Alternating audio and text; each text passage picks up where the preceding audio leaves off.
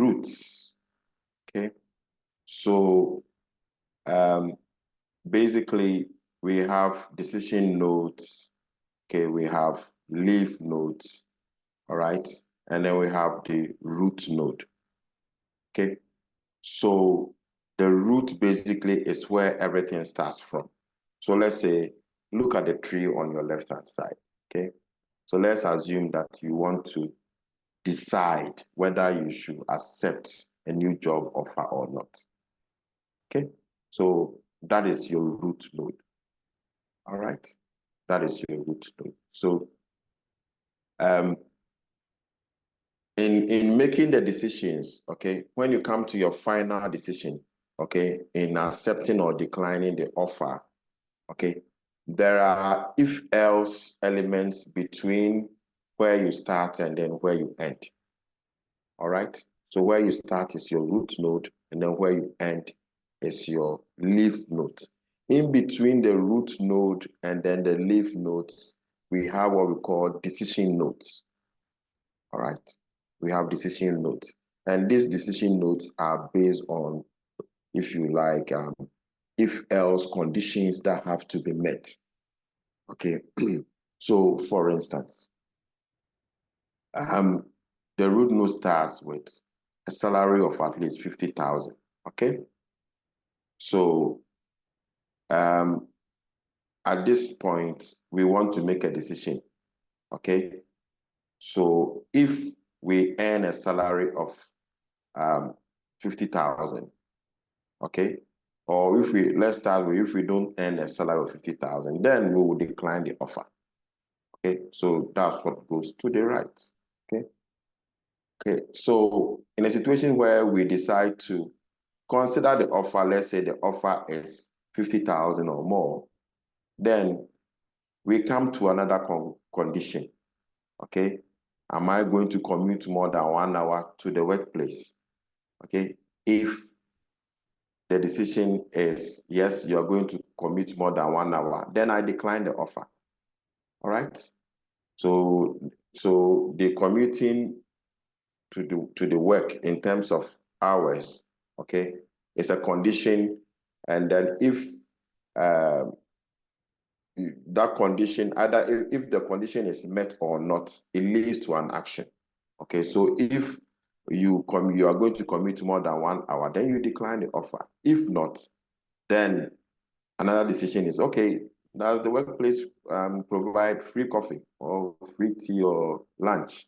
Okay, if yes, then you will accept the offer. If no, then you decline the offer. Okay, so the decision tree gives you a pictorial kind of steps as to how you got to the final decision. Okay, so the final decision is sometimes known as the terminal node. Okay, because that is where everything terminates. All right, so we have the root node, and then we have the terminal nodes or the leaf nodes, and then in between these two, we have what we call the decision nodes. Please, any question on this one before we build on this? Any question? Any question? Okay. Good. So here with decision tree, what we want to do is to model the relationship between the predictors and then the target variable, okay, or the outcome of interest.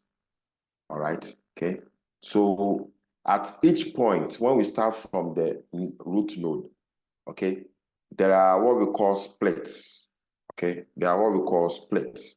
And then these splits basically are the choices that we make, okay, until we get to the final decision.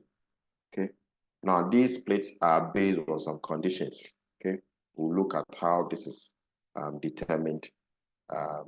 Talking about the Gini index, we'll come to it. Okay, so let's look at how this algorithm uses the divide and conquer strategy. Okay, let's look at how it uses the divide and conquer strategy. Let's assume a scenario where you we are applying for a loan, okay? So let's say the loan is based upon your credit score and then the amount that you requested, okay? So on your left, we have data points, okay, of loan requested and also the credit score. Now, the way the algorithm works is that, first of all, it divides or splits the data into what you can refer to as a relatively homogeneous partitions, okay?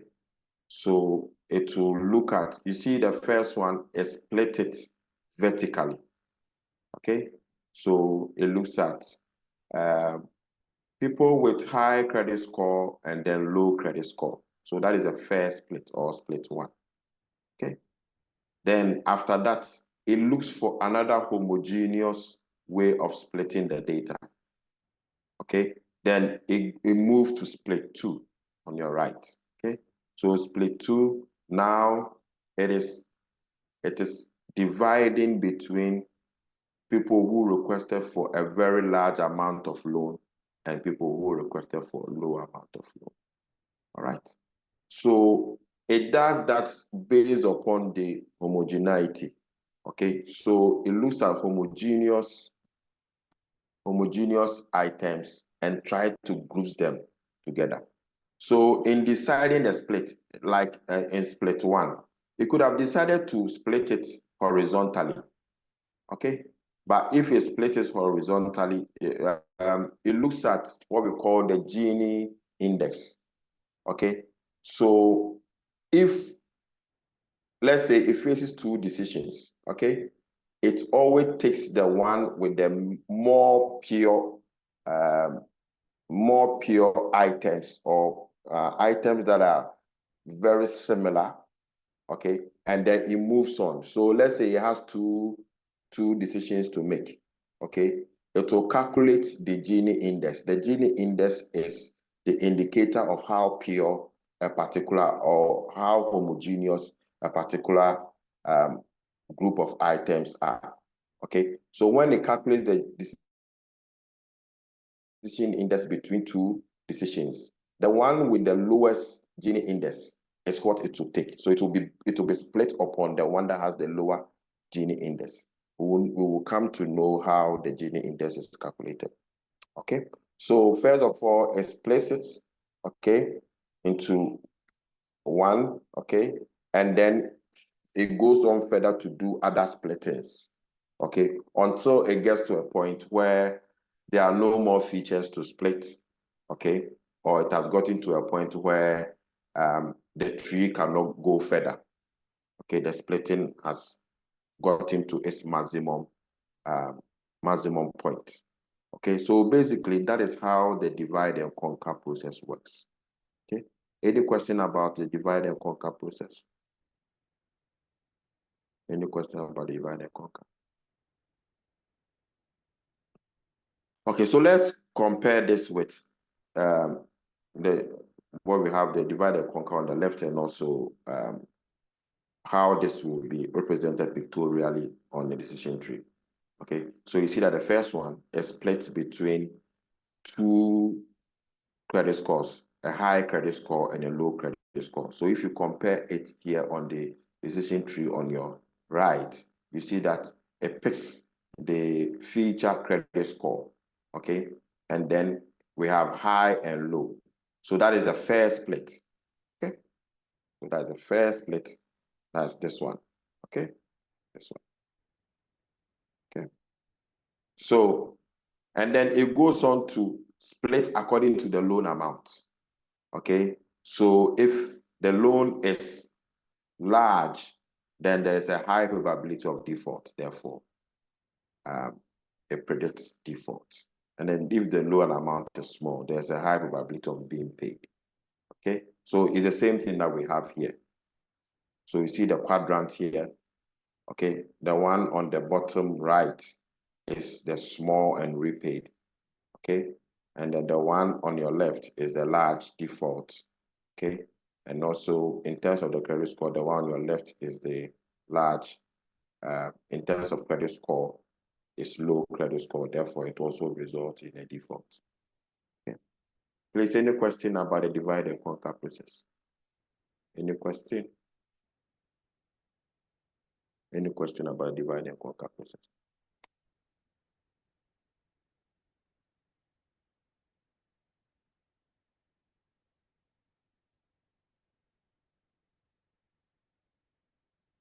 So, like I've just said, classification of the trees, okay, here the data is split, okay, into subsets, if you will, okay, that belongs to a particular class, okay.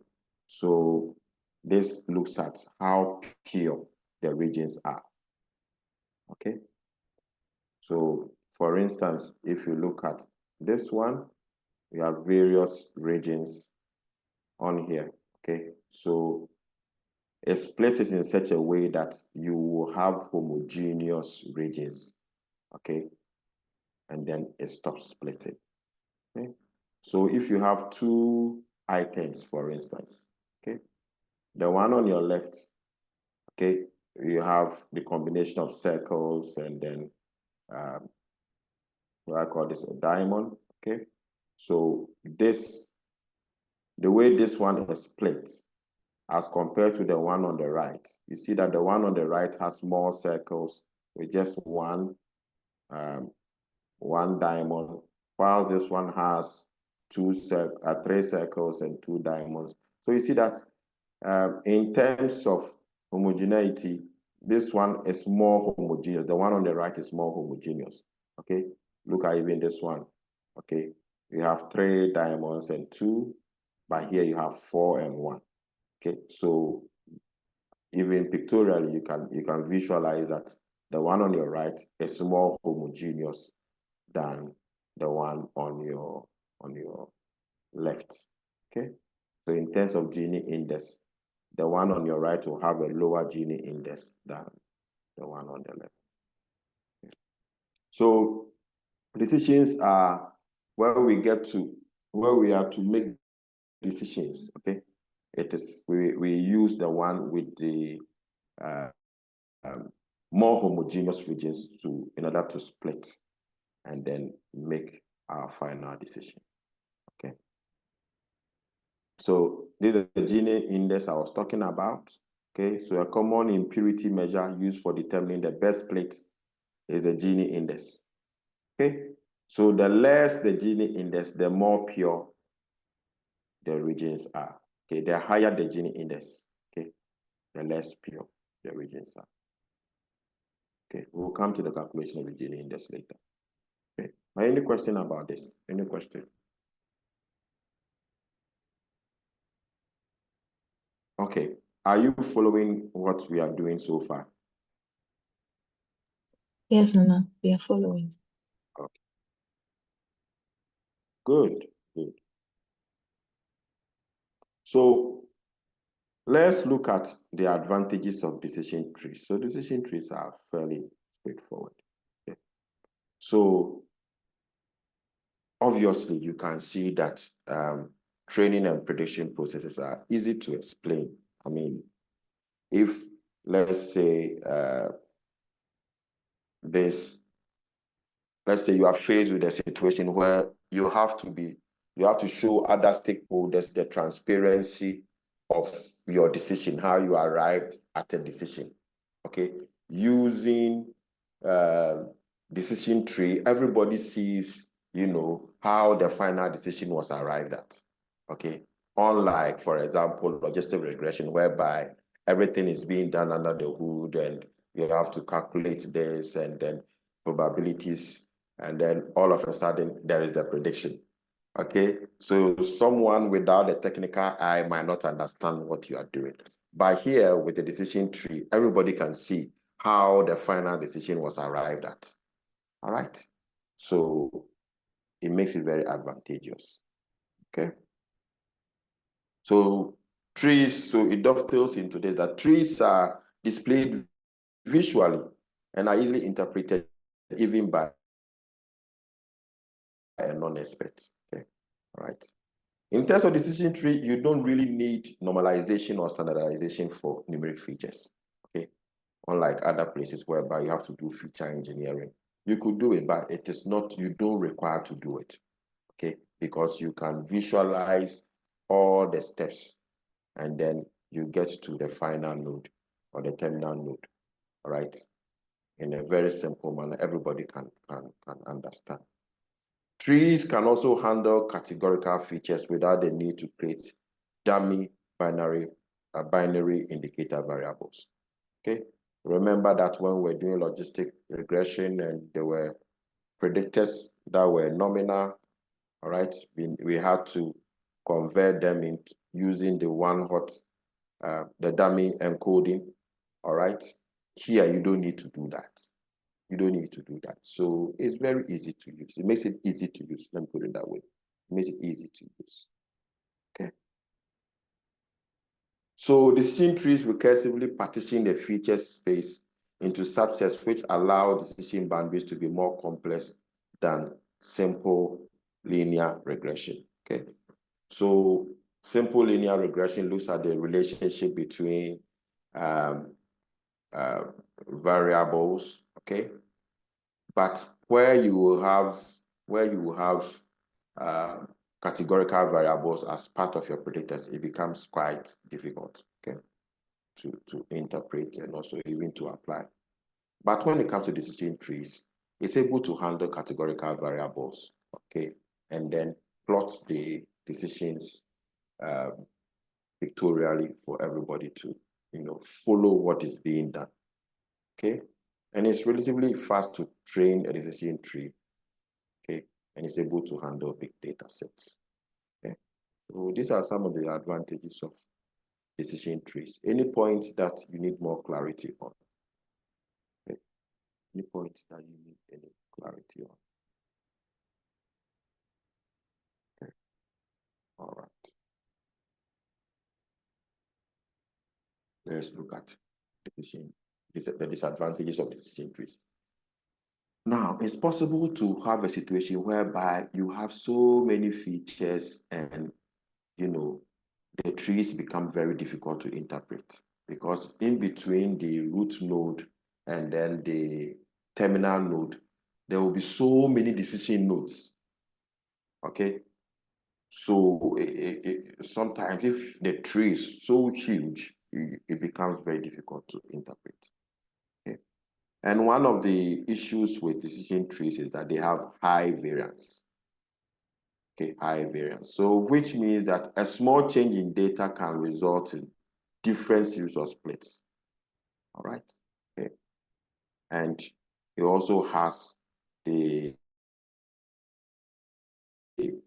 because of its high variance, okay, it can lead to what we call overfitting, whereby because the thing is looking for homogeneous regions. Okay, so it's looking for places where the items are correlated. Okay, and this can lead to overfitting. Okay, this can lead to overfitting, whereby the model performs well on a trained data set, but when you apply it to new data, it doesn't do well. Okay. So, yeah, so let's see how we can apply this in R basically. Okay, so we are going to use the RPath package, okay, to run our decision trees. So let's go to our R Studio. Let's go to the R Studio. The script that I sent you, I didn't want us to go through all this. So it's the same data set we use for the employee attrition, if you remember. So this time around, let's predict using a decision tree. Okay, we use it for our logistic regression. Okay, so just run everything I've sent to you. Okay.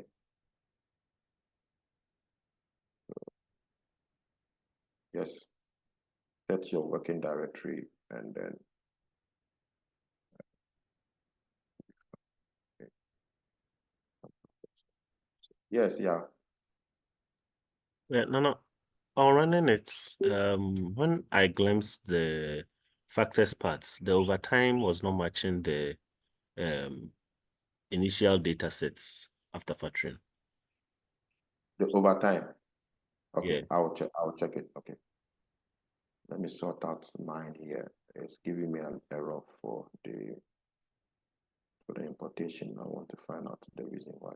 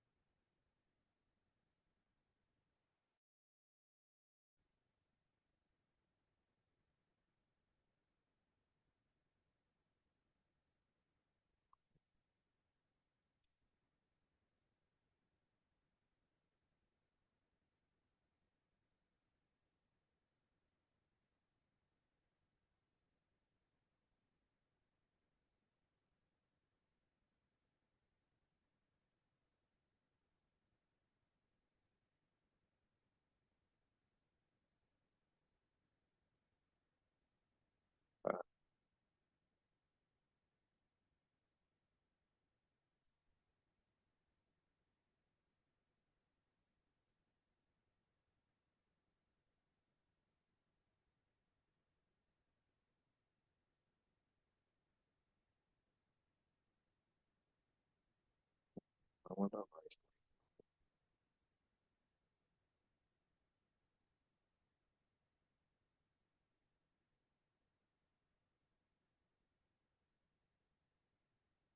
Okay, so done it. Set my speed. Okay, good.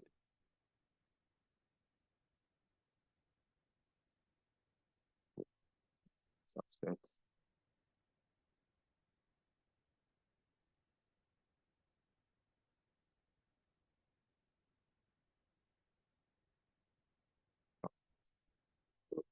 Yes, yeah, you were saying that the one for the overtime, yeah? So let's see what we have here.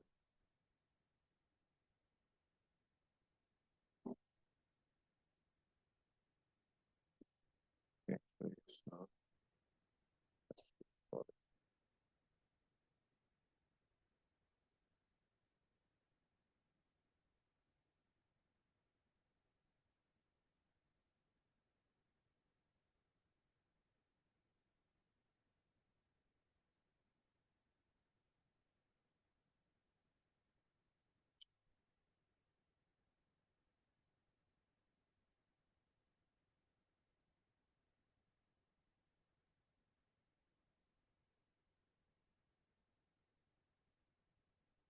What we have is yes, no. Okay. Let's compare it with what we have here after creating the factors.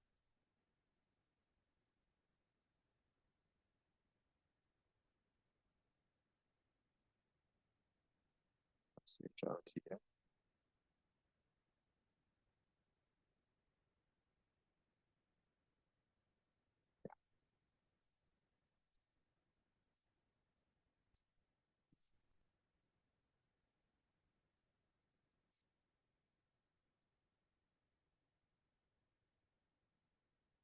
Factors again.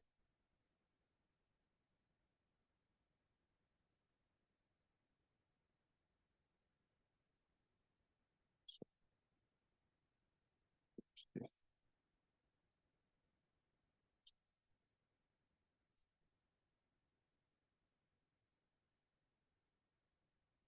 yeah, so we are cool now. All right. So kindly made a little adjustment here. Okay. Yeah, thanks for containers. Okay. Okay, so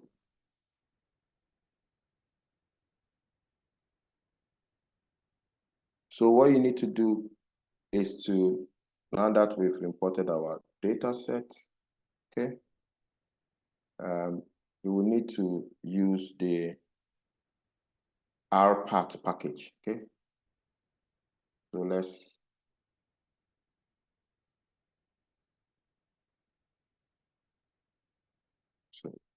so you don't have it, so you might need to install the package, okay, called recursive partitioning, okay? It's rpat.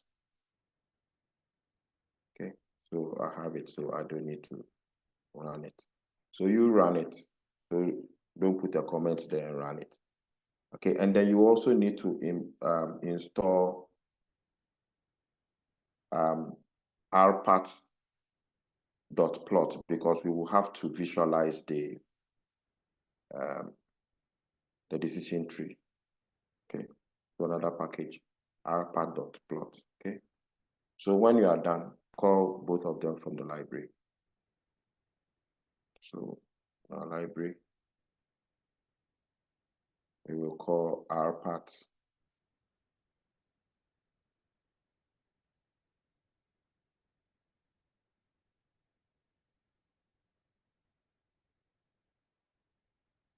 We'll call rpat, and then we'll call rpat.plot.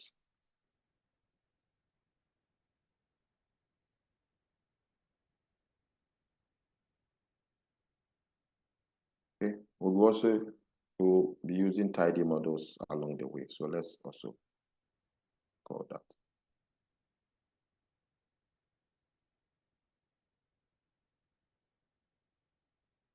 Okay, and then we'll run it.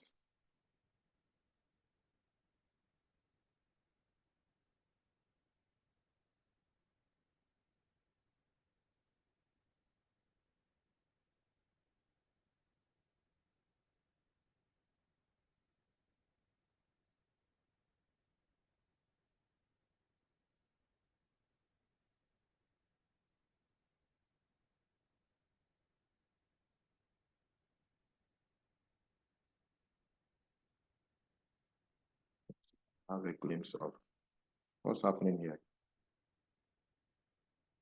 Okay, so let me run a glimpse of my HRT. Okay, good. So we have our factors and then we have our integers. Good. Are we all at the same level now? If not, we'll wait for you before we go on to do that. Please, can you kindly move up a little for me? Yeah. Here? Yes, please. Okay, so just change this to no yes, okay? I've changed that. I want the importation side of it. Data importation. Yes, please. Okay, we are now moving So that will there. help.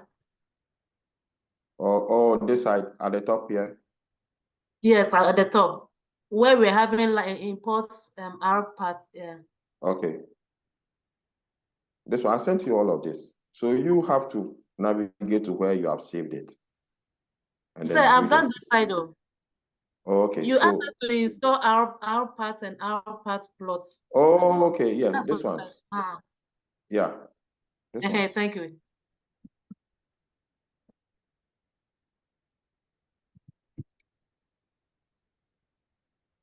So please, when you are done, let us know, and then we can go ahead with the data partition.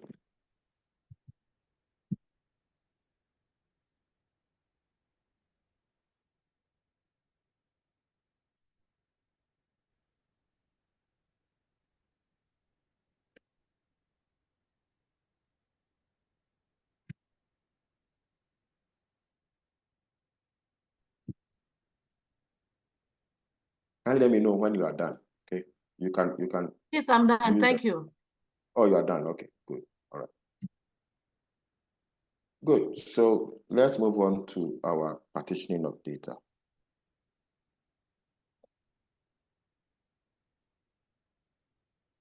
Okay, so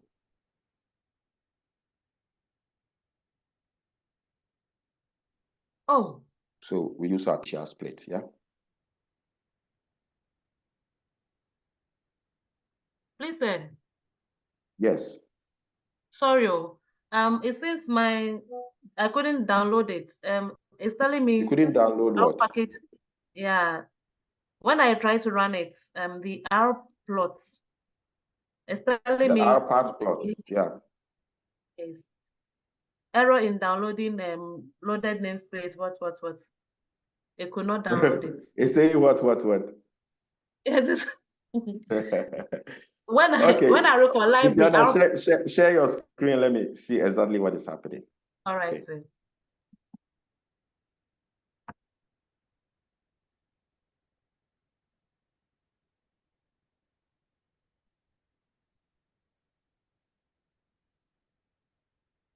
Please, sir, can you say it?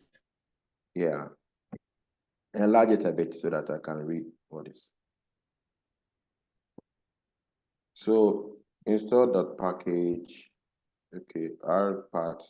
The error cannot be loaded.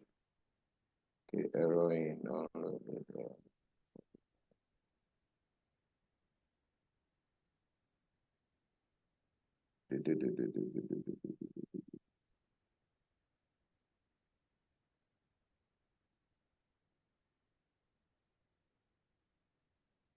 Go up a bit in the console. Go up a bit to see. Let me see. No, that's the editor. Go down.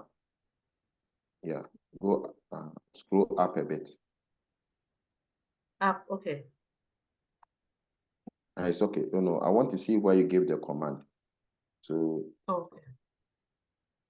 so it told you that it has go up a bit, go up a bit, go up a bit. Let me see the where install the package. Okay, let's see. Error in installing updating packages.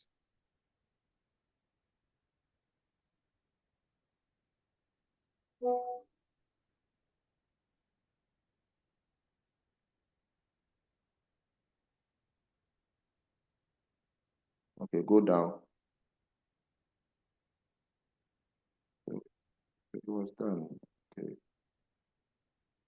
In our plot, it was done.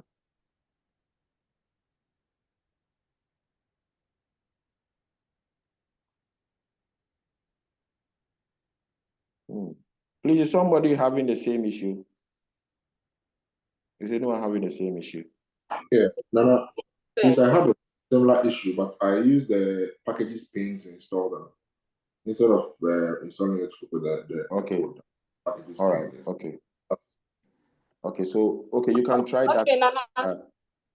Nana, mine is saying I've been able to call the RPath from the library, but with the RPath dot plot, it is saying error in library.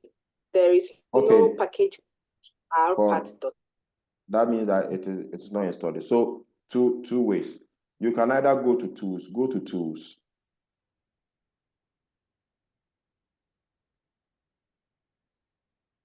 Yeah, Christiana, go to tools. You see where tools is.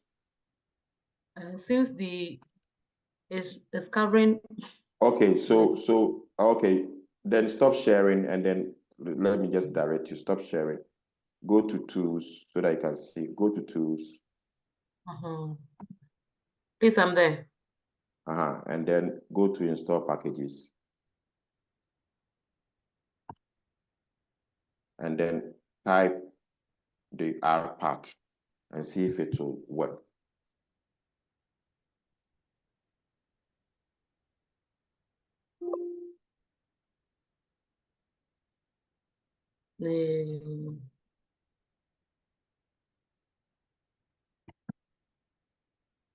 If it works, then you do that for the R part dot plot.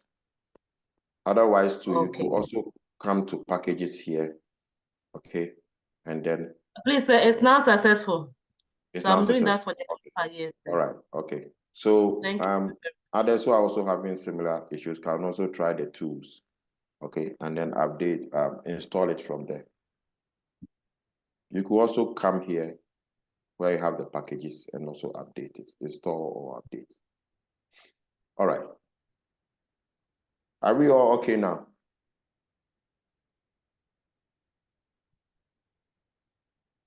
Can I move on?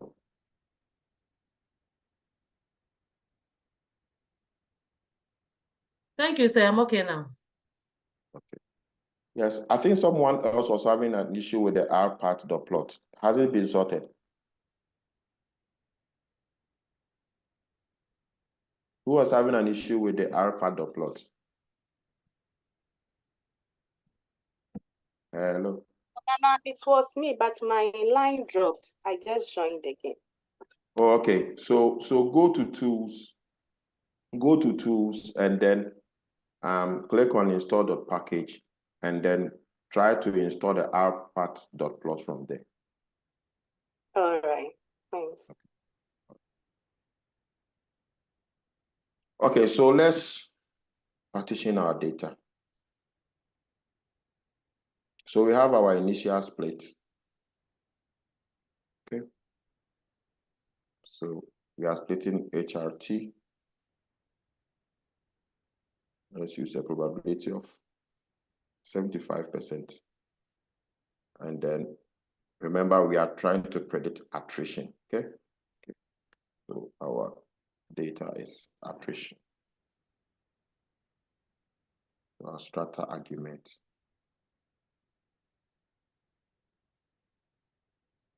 is equal to attrition.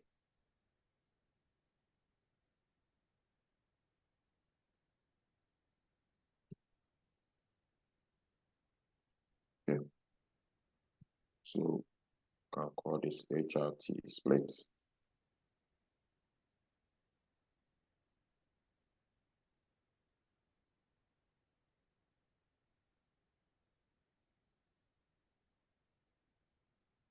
Okay, so let's partition the data. So let's apportion the training set and then the test set.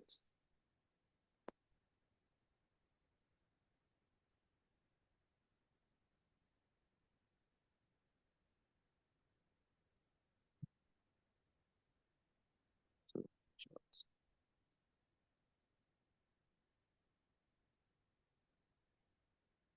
So we have our HRT split. Let me just copy this.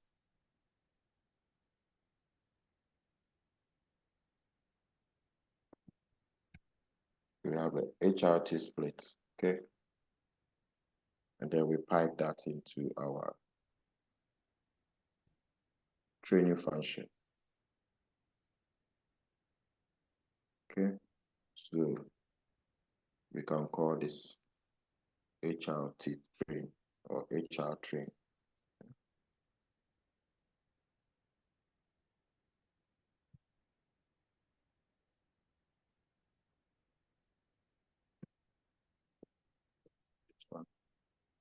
Let's do the same for our test set.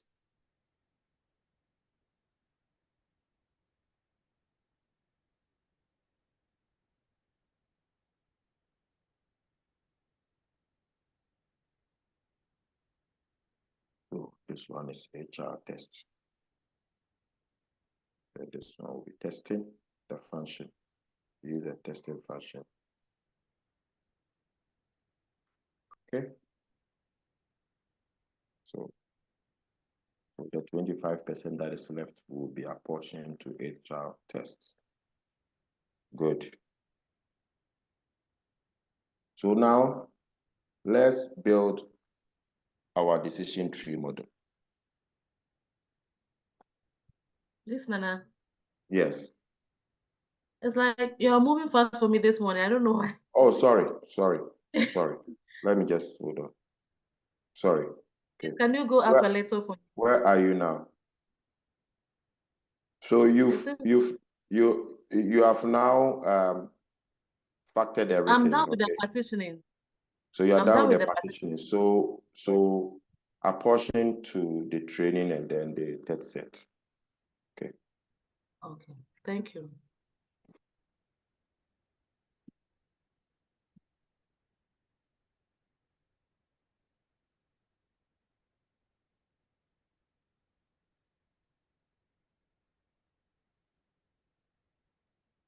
Okay, guys.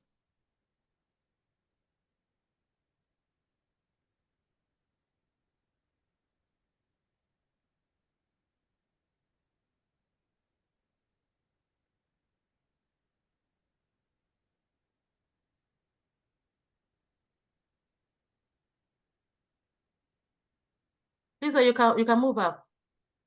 Okay. You are done with all this, yeah? Please say yes. Okay, good. So now we have our training and then our testing data. So now let's go on to build our decision tree model. Okay.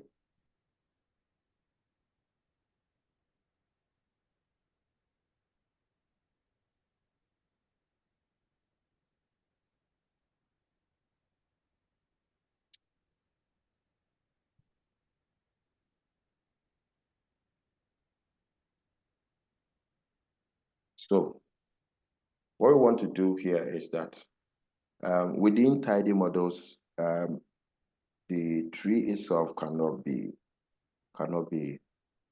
visualized. So I'm combining both tidy models and then the normal way of representing the decision tree.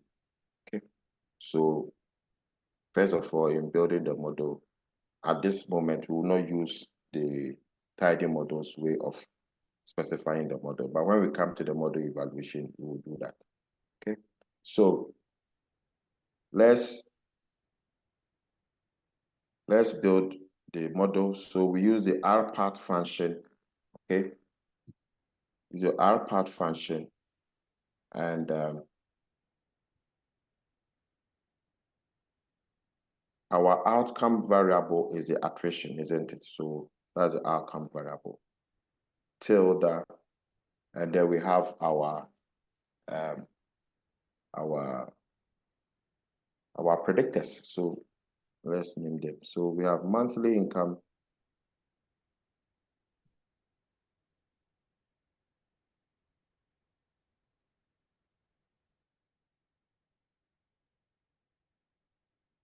monthly income.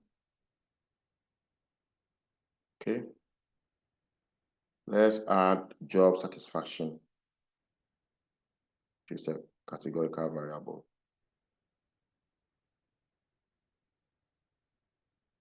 Let's add gender.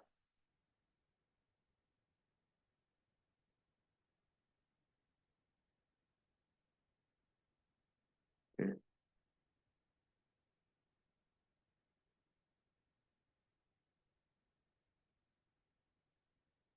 Let's add marital status.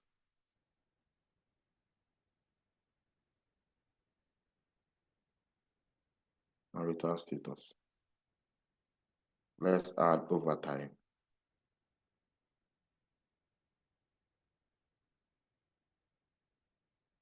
Okay. Okay, and we are using our HR train to build the data. That's our training data set.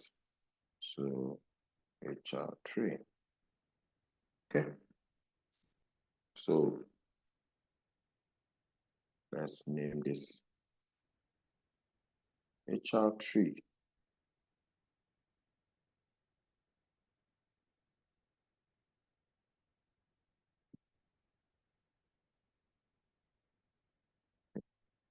HR tree, rpart function. Okay, so we build our model. Okay, so let's run this. Job satisfaction. Did I not spell it rightly? Monthly income plus job. Nana is missing an S after the I. After the S. Yeah. So let's run it again. Thank you. So we have built our model. So now we can visualize our. First of all, let's look at what our model entails. The HR tree. So here we have decisions that have been taken. So we have the root node, okay, and then the decision, all right, and then the probabilities, okay, of those decisions, all right. So you will see that some of these decisions are significant. Okay, some of them have these stars. Okay, so those are the ones that doesn't have the stars, it will not use it as basis for splitting. Okay?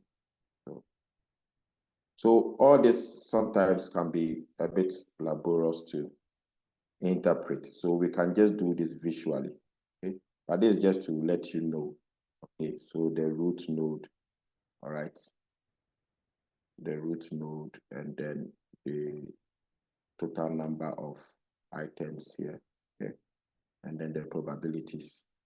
All right, so let's visualize this, and then this will make much more sense. All right, so we visualize it using the rpath.plot. Okay, rpath.plot. So let's do that. So rpath.plot.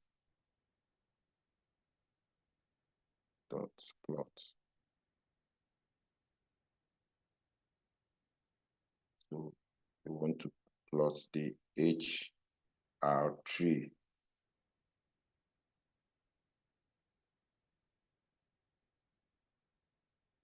Okay, and then we have the type. I'll explain this first. We have the type, and then we have extra equal to 0.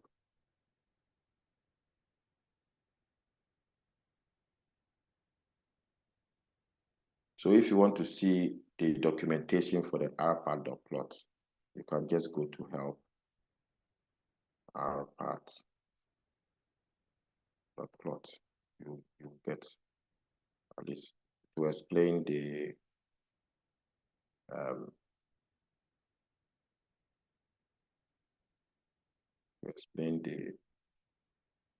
arguments. Okay, so you see here, so you see the type, and then the extra, and then other arguments as well. Okay, so you could just familiarize yourself with these. Okay, all right. So let's plot this.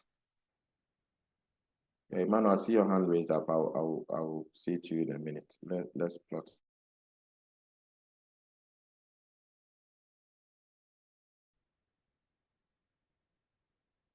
Okay, so let's see what we have here.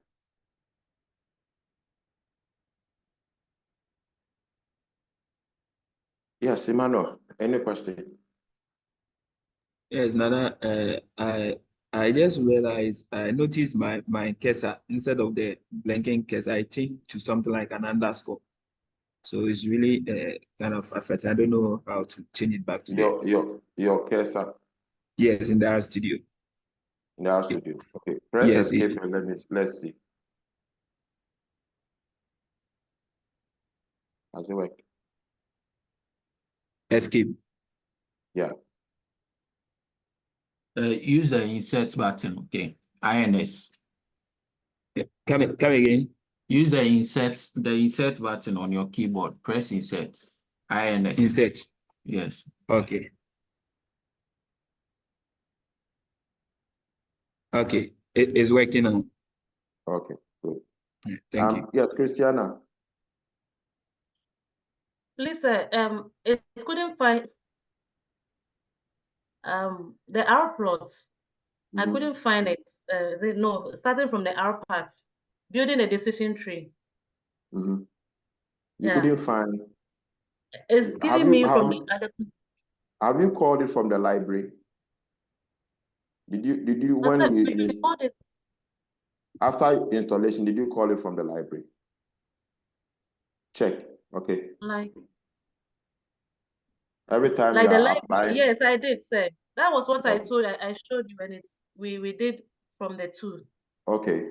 Okay. Let's have a look then. Let's have a look of what you have.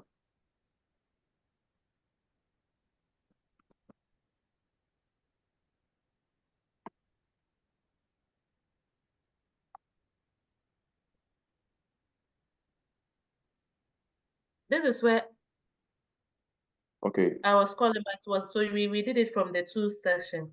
Yeah. So after you installed it, you should have run the library. So run the library again. for the R part and then the R plot. Run the library again.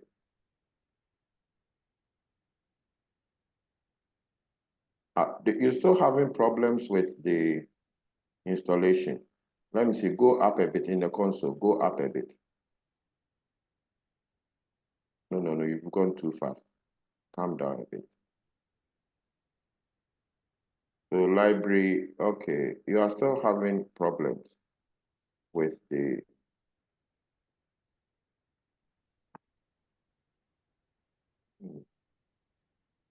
Hello, Nana. yes. I think she just needs to install the latest version of R.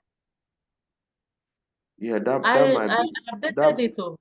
that might be an option, but not in the middle of the let's see if we can, yes, let's see if we can sort it out here.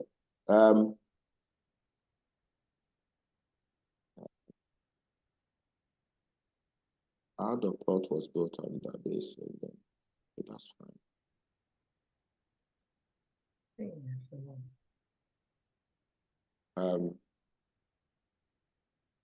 Okay, remove it, okay, and then let's install it again and see.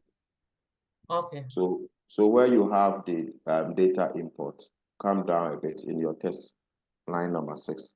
Come down, create some space there. Bring your data import to bring your data import comment as well. Bring it down. Let's create a space at the top. Okay. So let's remove the R part and then the R plot. So remove dot packages, R part, and then let's install it again to see. So bring inverted comma.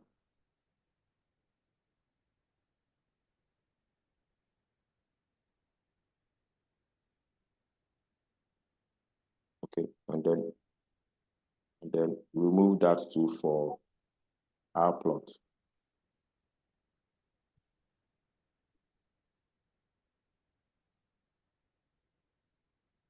R part the plot. Okay, so run both of them.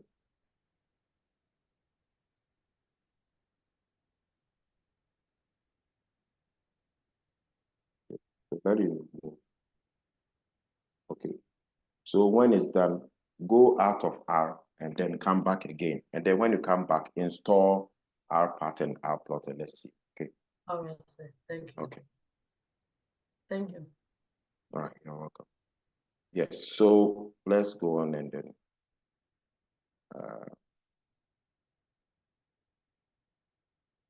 let's share.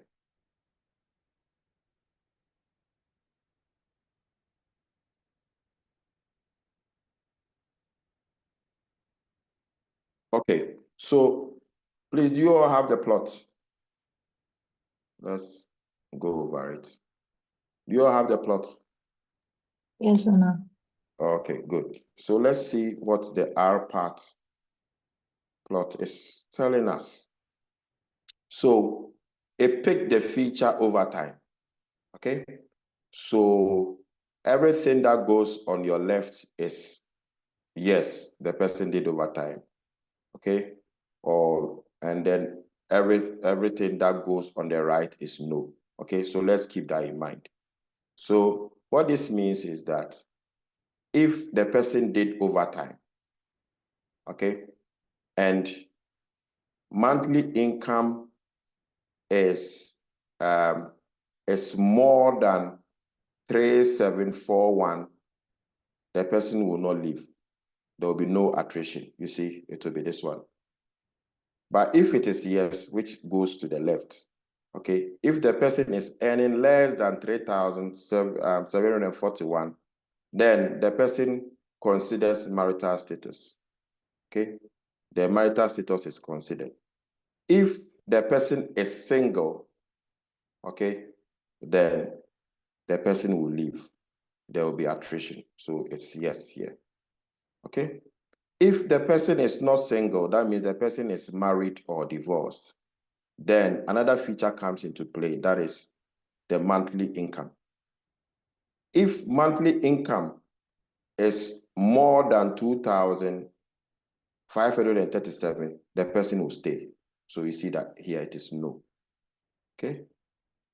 However, if monthly income is less than 2,537, the person, another issue that comes into play is job satisfaction.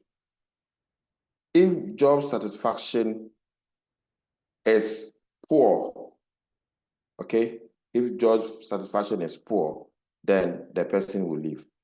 Attrition will be yes. If job satisfaction is not poor, that means it is good, very good, or excellent. Another feature comes into play. That is monthly income. If monthly income is less than 2,335, the person will leave.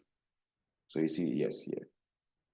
If monthly income is more or equal to 2,335, there will be no attrition. So here the prediction will be no. Okay. Yes, yeah. Nana, please, do we all have to get the same thing, or based on the decision tree, people it will differ from one person to the other?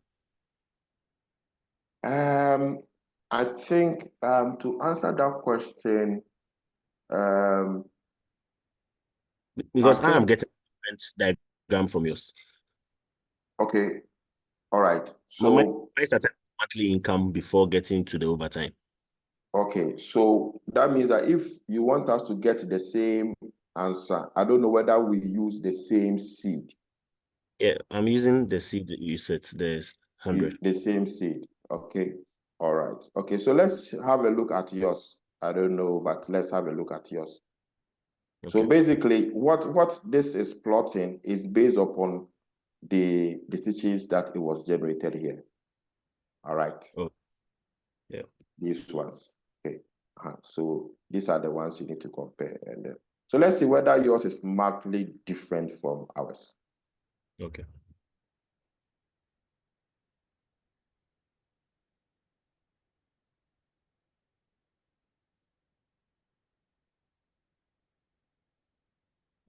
Can you zoom in a bit? Thank you.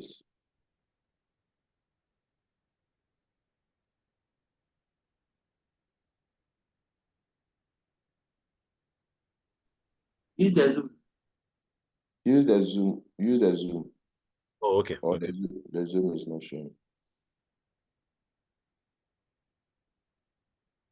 Okay.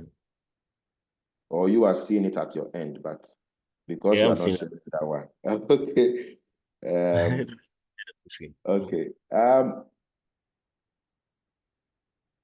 Yeah, you have to rerun the code so that it will display nicely. Oh, okay.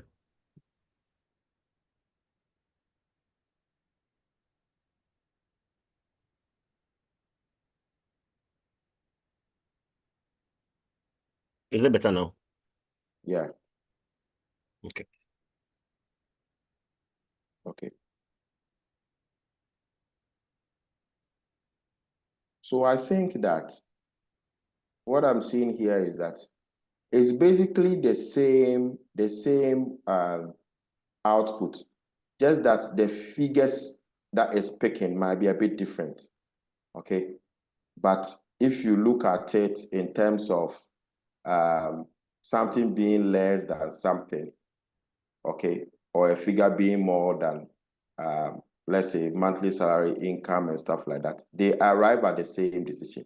Okay, so ours here, yours is saying that if the monthly income is less than 2,802, okay, if the monthly income is less than 2,802, okay, so yours picked monthly income as the first feature. Yes. Yes. Okay. Okay. But I'm also having the same thing, the same figures as him. Just as his. Okay. Yes. But Exactly if you run this, okay, you realize that we'll be coming to the same conclusion. Though here yours picked monthly income as the first feature. So so if when I send you the script and then you run mine, okay, you can, I'm not able to put this one side by side at the moment because you are sharing a hand. But you see that the decisions, the final decisions, if you compare the two, it will come to the same thing. Okay. So Nana, the question I have is, when you were displaying the slides, you mentioned that the decision tree groups things into classes. So the algorithm behind that, what does the algorithm do? How does it determine a particular class for it to is there a particular style it uses? That's what I explained, the divide and conquer strategy. Okay. That's a divide and conquer strategy. So let's go back to the slides. Okay. Let's go back to the slide.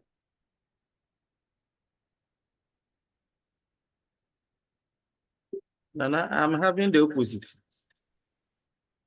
Just a minute. Let's deal with one thing at a time. Okay. Now, let me answer the question first. So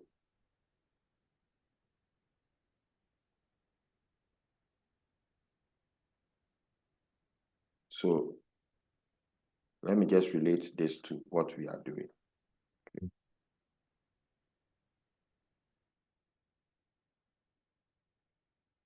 So the divide and conquer strategy I was talking about. Okay. So here, the first split was between low credit score and then high credit score. Do you follow this one? Yes. So if we compare it with the decision tree that was created, yours, for instance, it looked at monthly income, isn't it? So more than 2,800 and less than 2,800. That is the first split. Yes. All right. And then he moved on to do another split. So that is a divide and conquer strategy. So he moved on to do another split based upon whether it is overtime or not. So my question was, how does it determine which variable to use first? Is it just random? No, it uses the Gini index. That's what I explained. This one. Yes. Okay. All right. So it uses the Gini. I will show you. We will come to how it is calculated. Okay. So at each particular split, there will be so many Gini indexes. Oh, okay. And then it will pick the one with the lowest Gini index. Because that is more pure. Okay. Does it make sense now? Okay. Yeah, it makes sense. So at each place, there will be so many Gini indexes or Gini indices. And then it will pick the one with the lowest Gini index. And then it will be based upon that. All right. Okay. Thank you, Nan. Okay. All right. Any other question? Okay. Yes, please. Somebody else was asking a question. Sorry. Was it Emmanuel? Emmanuel, were you the one asking the question? I think Michael. No, please, it's Michael.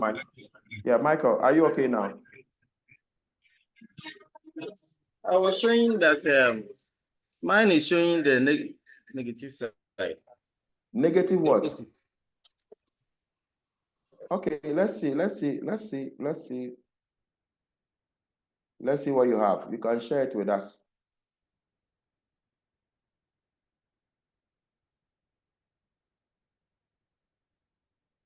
Emmanuel, can you share your screen with us? Okay.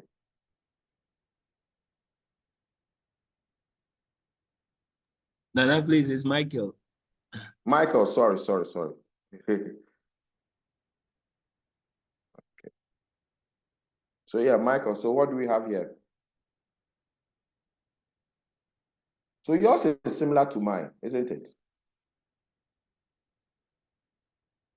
So Michael, can you explain your decision tree? If you don't mind. Nana, you realize that it's the opposite. If you look at the job satisfaction and other things, it's at the left side, and then the monthly income is at the right side. That is for your own. Why is it different? What is it? Okay. And so let me stop sharing, then you bring your own up. Okay, then we can compare, okay? Okay.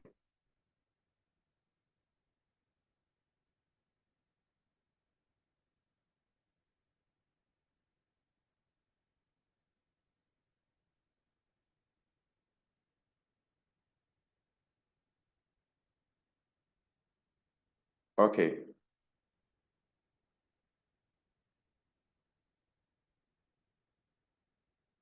Zoom is worrying me with this update stuff. Okay. All right. So the first one, mine was saying that if there is overtime, and then if there is overtime, and then, or let's start with if there is no overtime. If there is no overtime and the monthly income is more than 1,452, there will be no attrition. You have similar thing, similar interpretation. It might not be the same figures, but you have similar interpretation for your no part. And mine is starting with the time no. But yours Yours yes. is starting. No. There is. You need to interpret it well. Let me bring up your screen and let me interpret it well for you. Probably it's to do with the interpretation. So bring up your screen. Let me interpret what you have.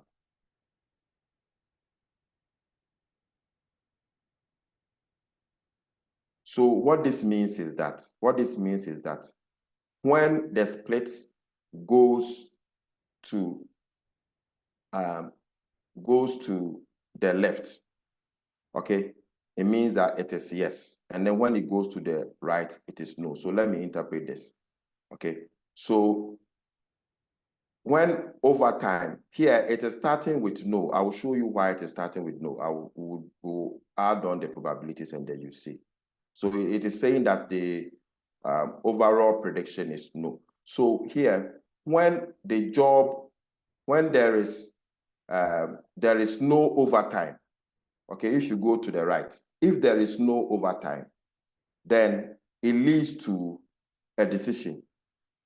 Before we make a decision, we decide that is the job greater or equal to 3,741. If it is greater than 3,741, then it considers marital status. Okay, let me come again. Sorry. First of all, it starts with the overtime. If there is no overtime, all right, and the monthly income is more than 3,741, the person will not leave. You see the no here. Okay. Now, if it is less than 3,741, then it considers marital status. And then marital status, that is divorce. If the person is divorced or married, okay? If the person is divorced or married, or put it this way, if the person is single, then the person will leave. Okay, you see the yes there. If the person is divorced or married, then they do another decision. Okay, another decision boundary comes that the monthly income is considered.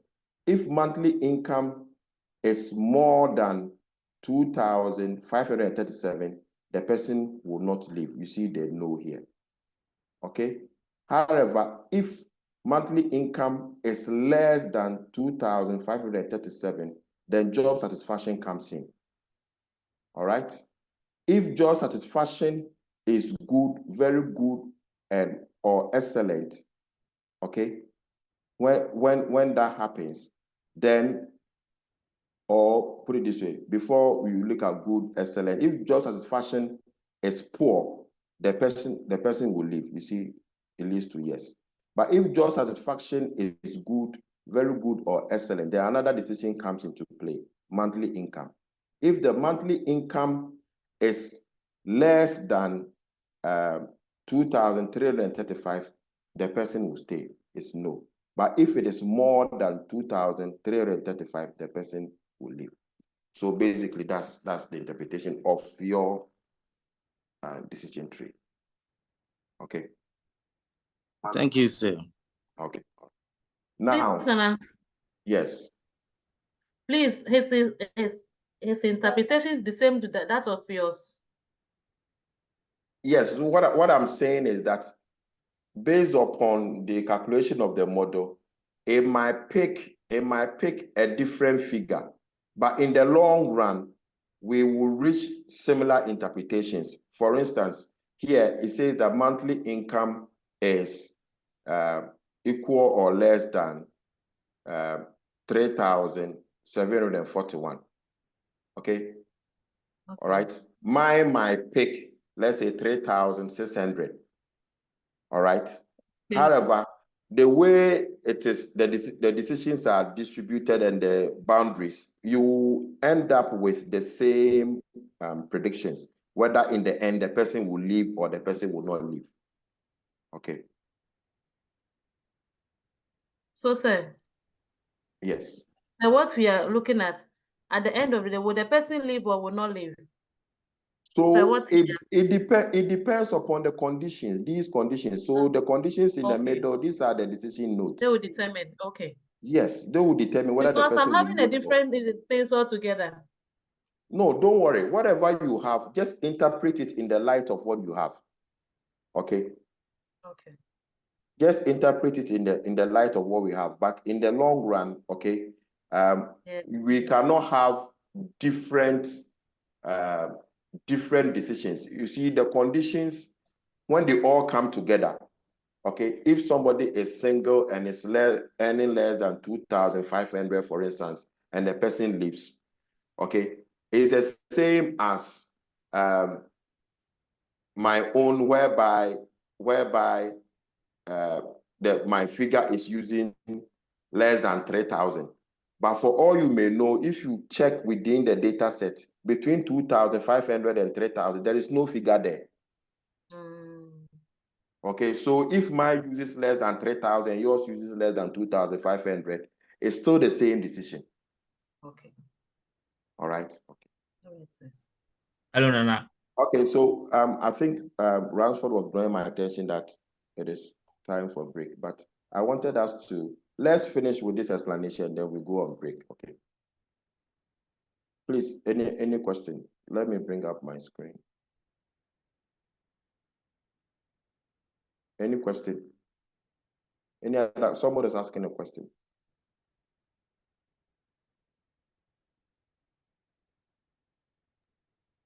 Hello? Sir. Yes. If the question is not coming, can I ask mine again? Yes.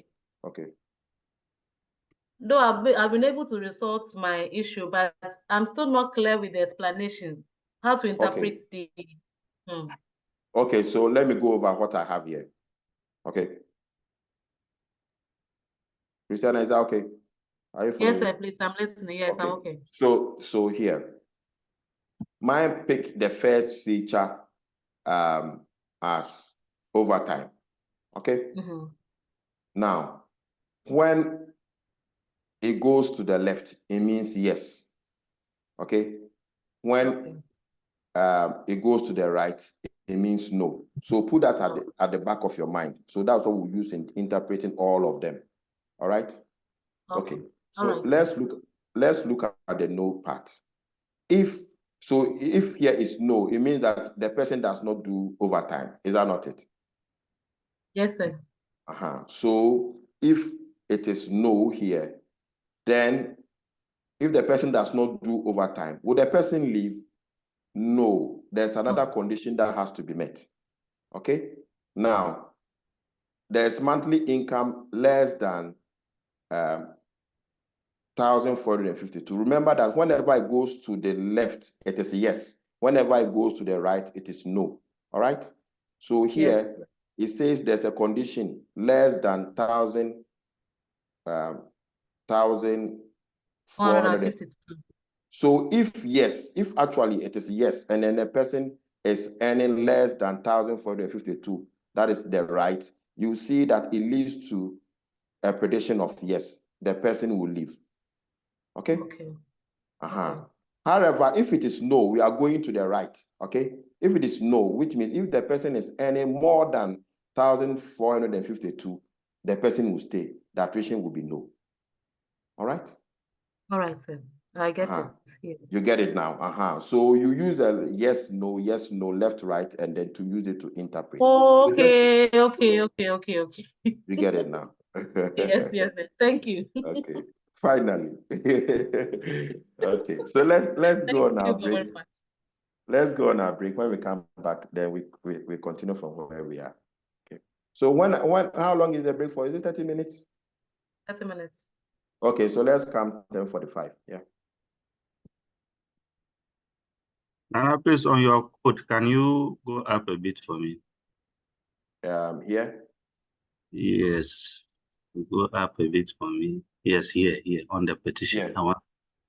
Data partition. Okay, all right. Okay. Thank you.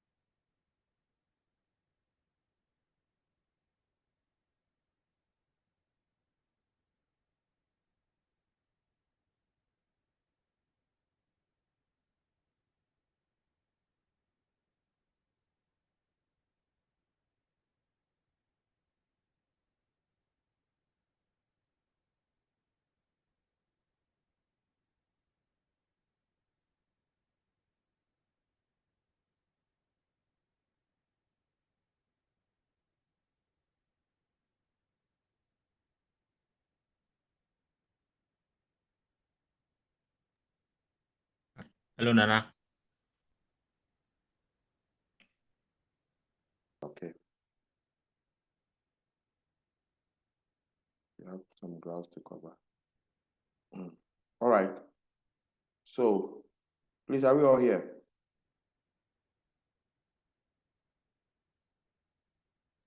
Yes, please. Yes, sir. Okay. So, if you check this one, when it was the extra was equal to 0, and we ran it, okay, we had this.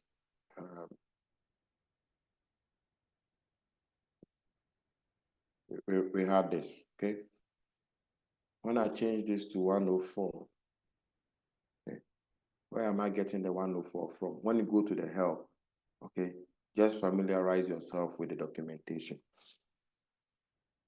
Okay, so you see that under the types, okay, we have 1, 2, 3, 4, 5. It tells you what each of them does. Okay, when you come to extra, okay, when you come to extra, it tells you how 0, 1, 2, 3, 4, 5, and so forth. Okay, so all that you need to do is to start with 100 and then you add whatever number you want to. So for instance, we want the class models probability per class of observation in the node. Okay, so that's why I changed this to 104. So it will give me this. Yeah. Okay, so that gives you more information. It's still the same plot. Okay, so when you come here and then we change it to 104 and then we run, it gives you more information. So it's still the same thing, but here you see that it was predicted, yes, because the probability was 74, okay, and this was 26 of them, or 26 of them were of similar cases, and this represented 3% of the training data.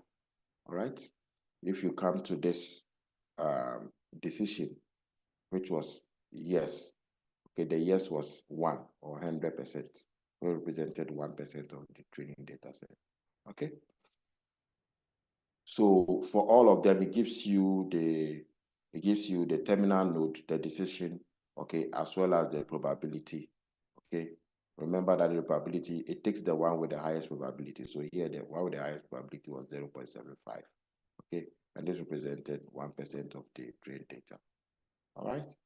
When it comes to this one, those that were less than 1,452, okay, they will leave.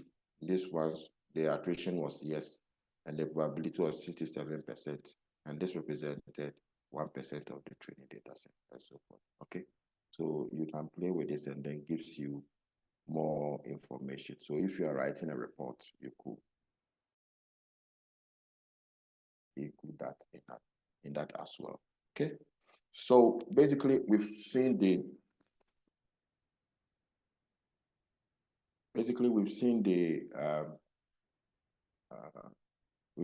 plot. Okay, so let's see how we can make some predictions. Okay, let's make some predictions.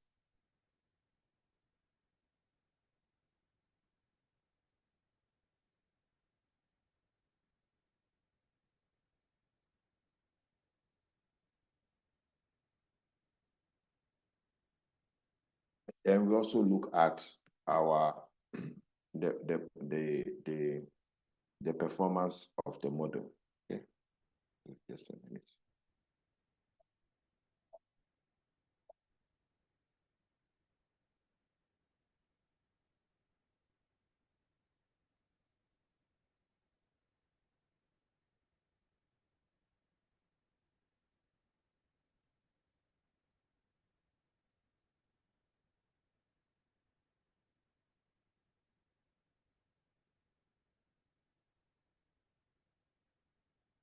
So let's use our tidy models. We can use our tidy models to look at the performance of the model. First of all, let's start with the model specification. All right. So when you're using tidy models, okay, we need to specify whatever we are using. Okay. So we use the decision tree. Okay. So you specify the classification model we are using. Okay. So we pipe that into our set mode. Okay. Our set mode is our part. Okay. And then let's pipe that to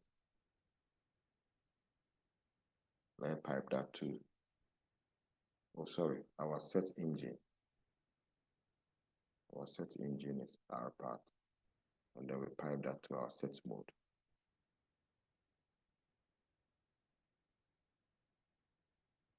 Our set mode. And then our set mode is what? Classification. Okay.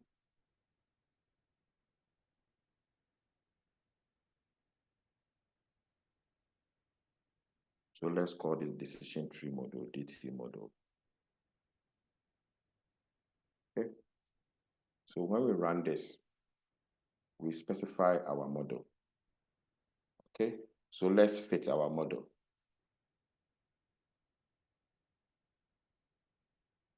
You are familiar with this. Okay. So here we pick our DT model. We pick our DT model, and then we pipe that. We pipe that into our fit function, if you remember. Okay. So here our outcome variable is attrition. Our outcome variable is attrition, and then tilde. So basically we are taking everything in there. Okay.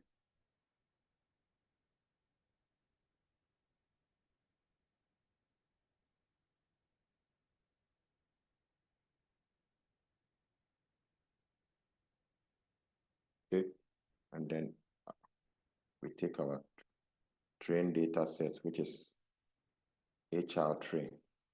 Okay. So let's name this DT fit. Okay. So when we run this,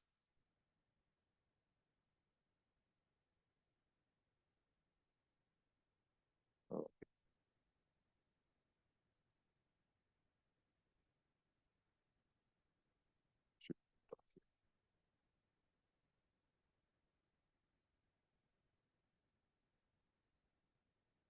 So once we've trained the model, now we can predict the outcome categories. Okay.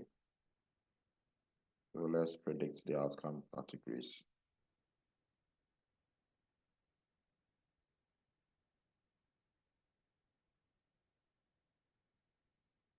So we take our fit, DT fit.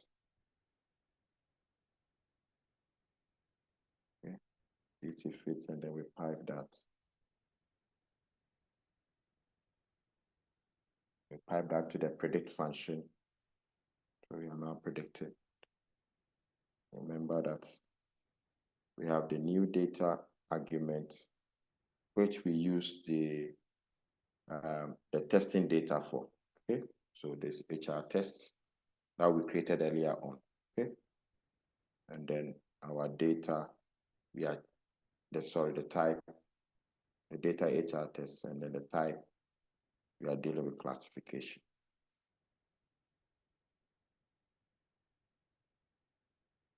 Yeah.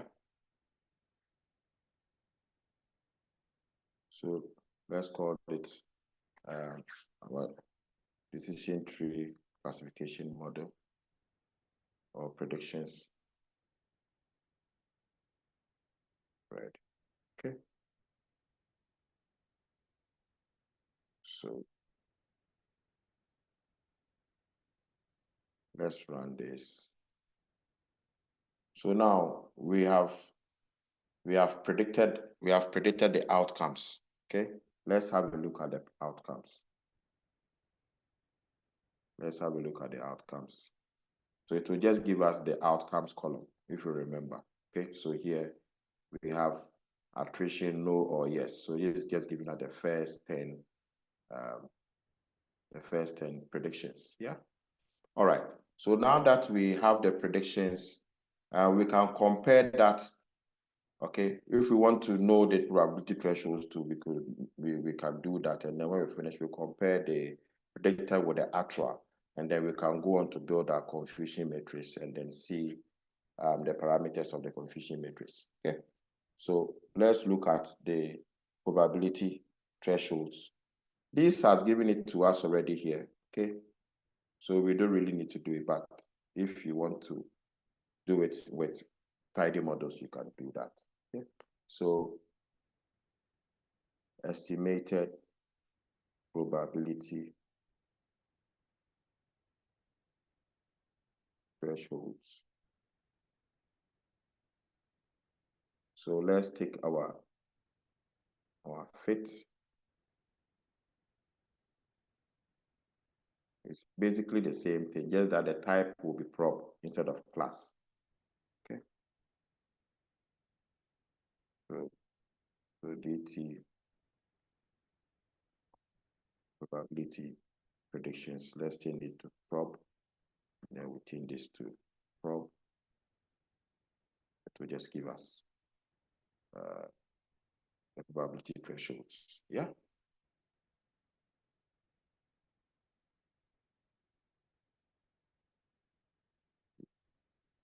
Run this. Okay. So basically, we have the probability thresholds, right, for each of the decisions. All right.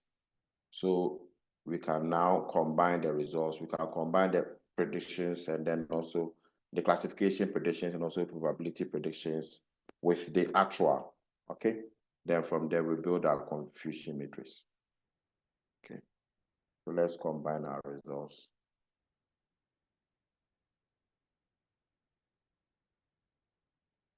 when we combine our results,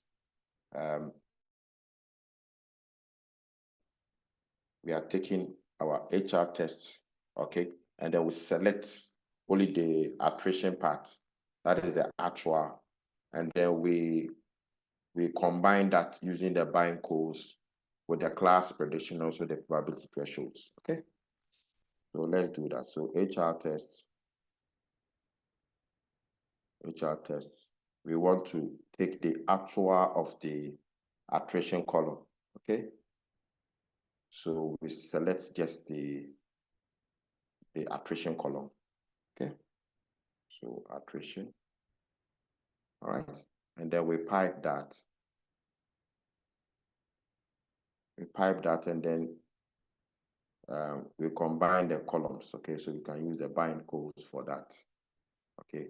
And what are we combining? We are adding the decision tree class predictions, this one, and also the probability thresholds.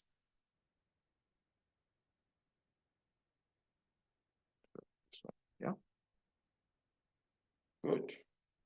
So let's call this DT results.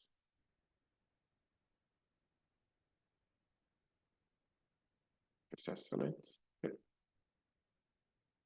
So let's run this. Results. Good, perfect. Okay, so now what we have here is the actual versus the predicted, and also our probability thresholds. If you run this, you see. All right, so that's what we have here. So we have the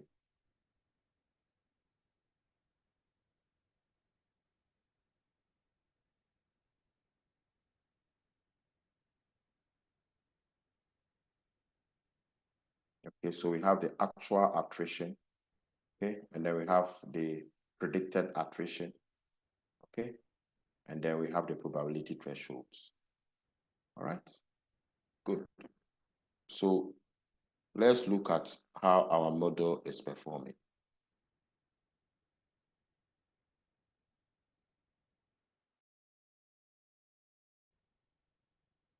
Let's look at how our model is performing. So let's look at the model performance.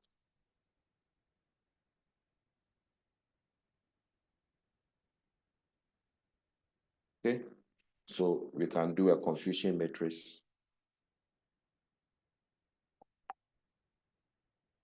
All right, and then look at the DT results. Okay, so our truth is the actual attrition, yeah?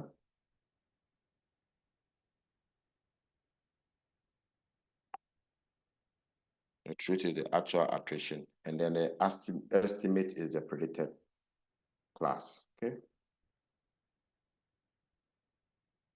Estimate is the predicted class, that is dot pred class, so we can actually copy this. Come and put it here. Yeah.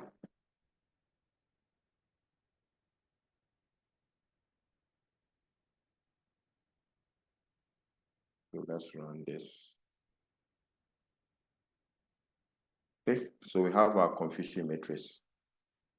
Okay, so we have our true positive. Our true positive is 13, yeah? Our true positive is 13. Our false positive is also 13.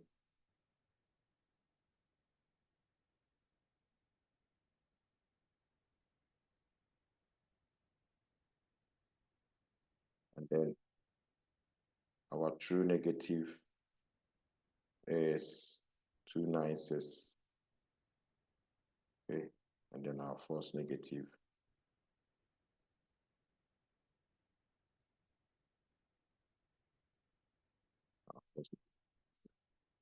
Okay, so we can actually use this information to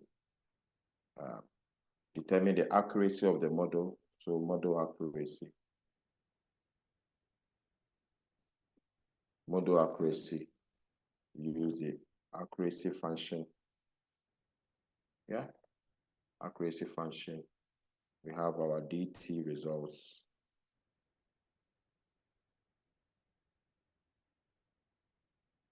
our DT results where the truth is attrition.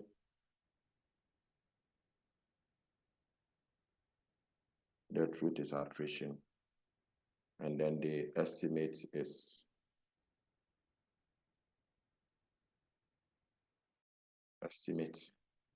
dot pred class. Okay. Copy this again.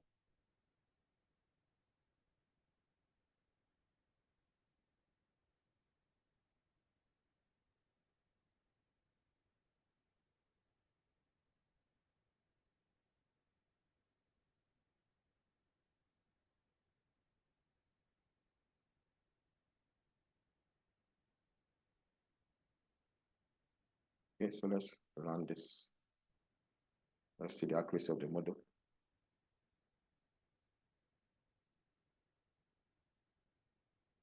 Okay, we run into problems here. So DT results, let's see here. So DT results, truth attrition estimate.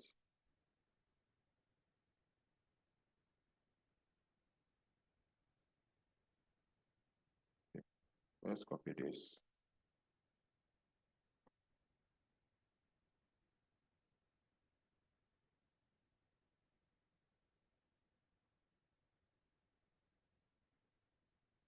Next to accuracy.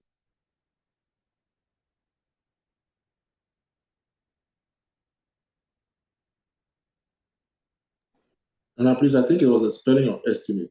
There was no I. Oh, okay. Okay, good. So our accuracy is 84%, is quite high.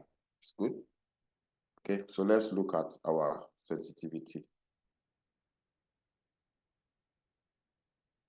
How well we are able to predict yes classes, okay? Or positive classes.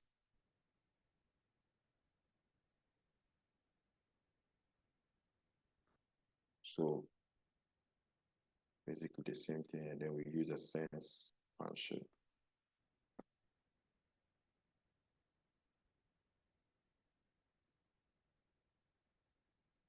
So the model doesn't do well when it comes to predicting positive classes, okay? When it comes to predicting no, yes, we shouldn't place so much value on it. Okay? Let's look at specificity.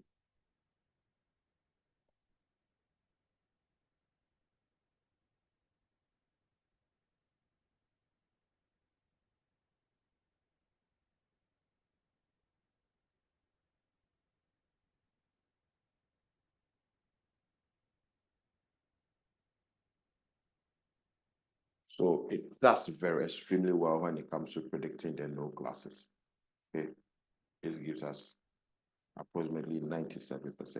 Okay, so let's plot we can plot our receiver operating curve on the ROC curve. Okay.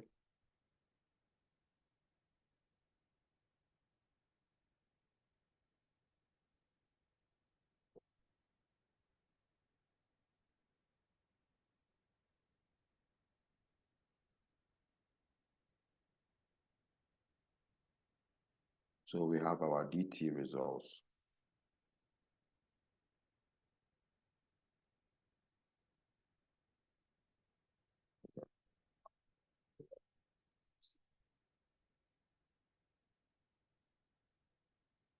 Where truth is equal to attrition.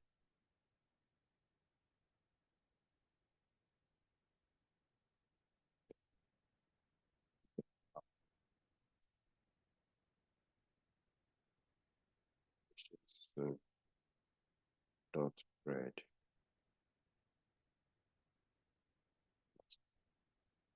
Yes.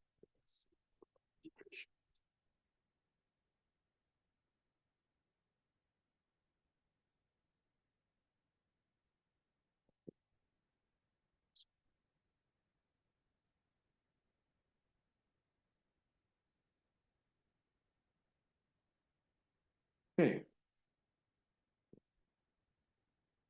Run this. T results. Okay, sorry.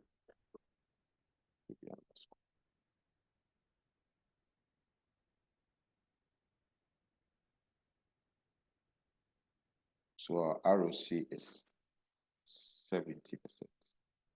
Okay. Let's look at, so this is not the ROC curve, this is the AUC. So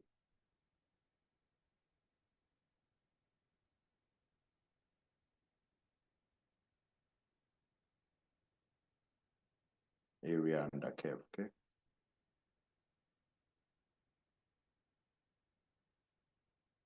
Under curve, which is the AUC. Okay, so in between that, we can plot our ROC curve.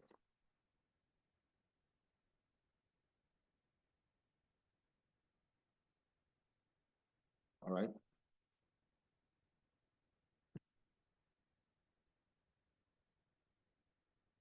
I'll take this thing, just make a small adjustment to the syntax.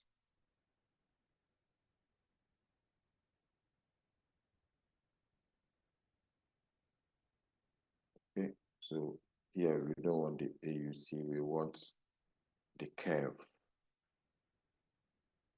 On the curve. Okay, and then we pipe that to autoplot.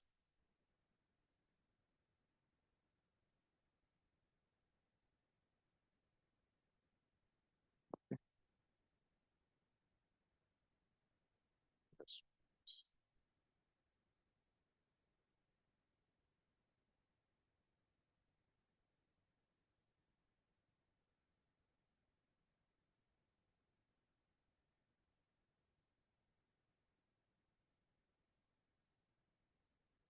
Okay.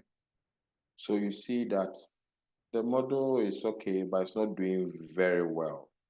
Okay, because we want our model to be nearer 1, okay, around this side.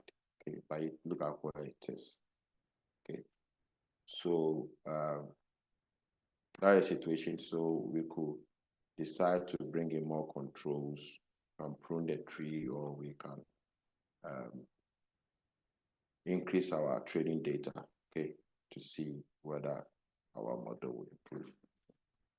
Yeah. Any questions about decision trees? Any questions about decision trees? So you can also use the loan data that I sent to you that we did earlier on. Okay, you can also use that and then do a decision tree. Okay, when you are done, calculate the AUC and then compare the AUC and the decision tree to logistic regression. Okay, so if the AUC under, for example, if let's say the AUC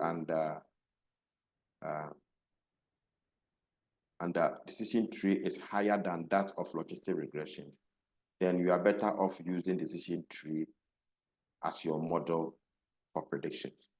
Okay, so that's the idea. Okay. However,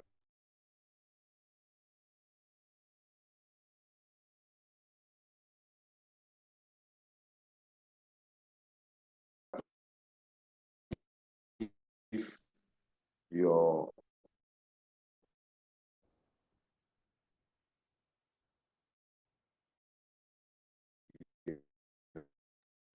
No.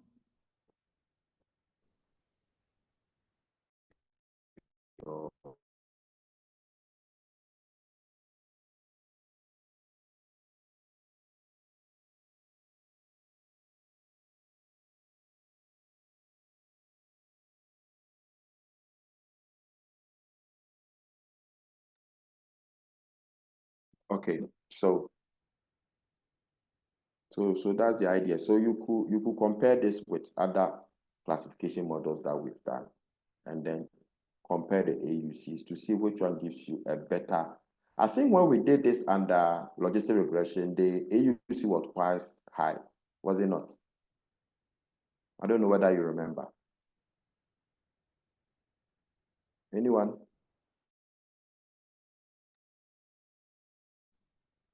Do you remember the A you had when we used the same data set for logistic regression?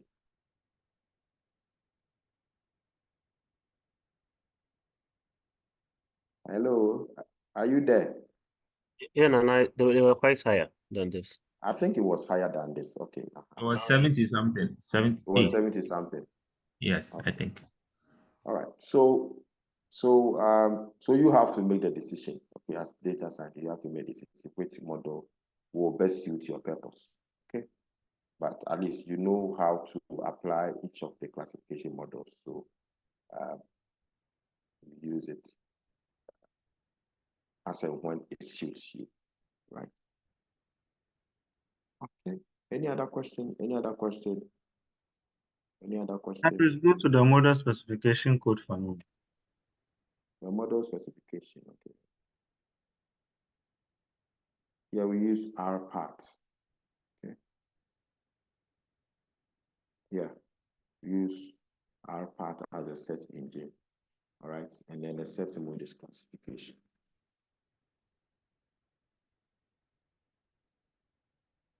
All right. Okay. Can you go to the Please, I didn't hear you.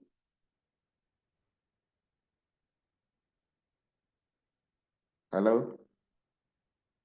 Yes, please, can you go to the model performance? Okay.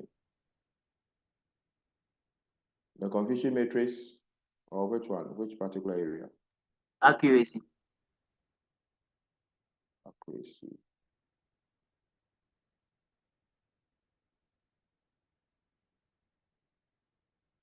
Need the accuracy. Yes.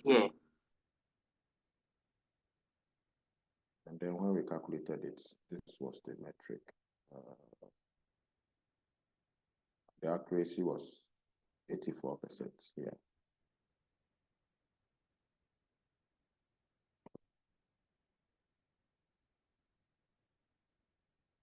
Okay.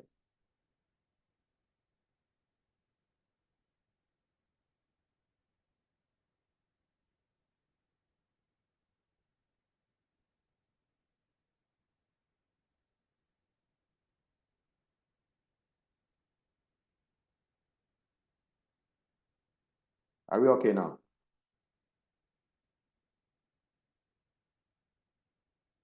Okay. So if we are okay, let's move on to regression trees. It's similar to decision trees, okay? But with different outcomes.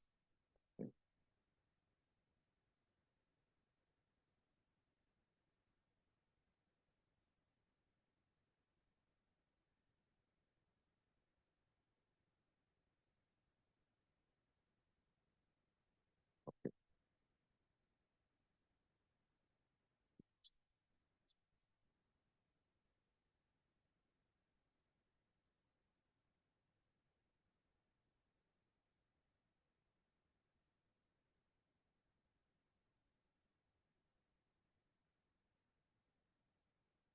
We have to run everything again.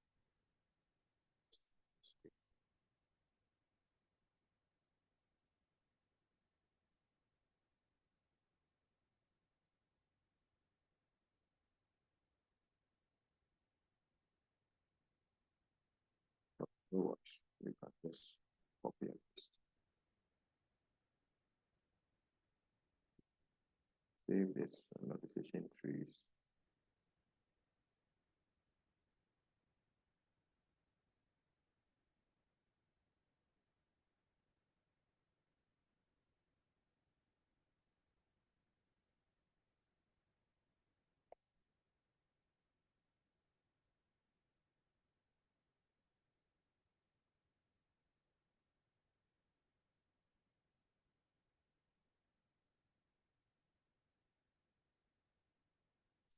Session.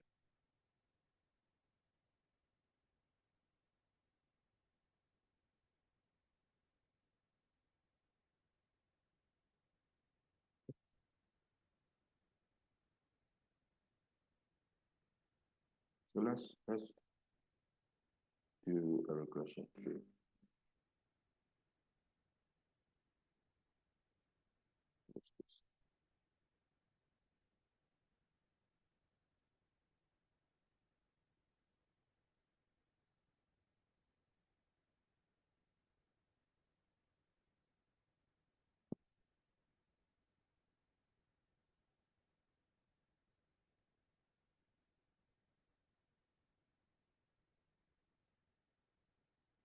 Okay, so regression trees, basically, we use regression trees when the outcome, okay, the outcome variable is numeric. So it's basically like regression, okay? But this time around, we want to represent it on a tree, all right? It's regression, but we want to represent it on a tree. Are you seeing my slides? No? No, we can't. No.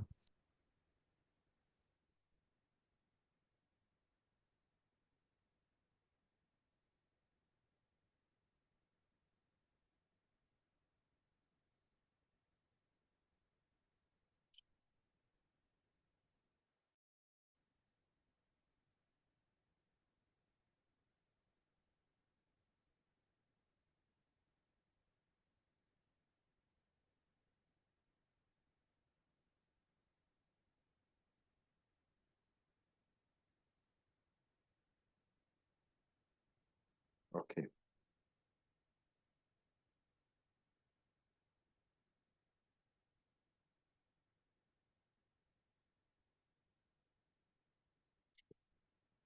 So with regression trees, we do it as the decision trees. However, there are some slight changes, okay?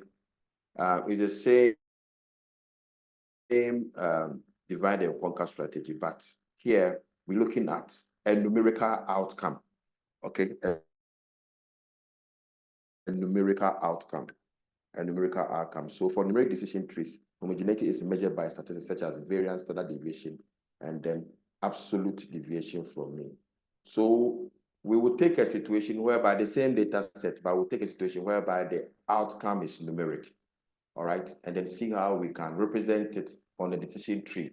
So when the outcome is numeric, then it makes it what? It makes it a regression tree, okay? It makes so that is only the difference. It makes it a regression tree. Okay. So let's see how we can do that. In our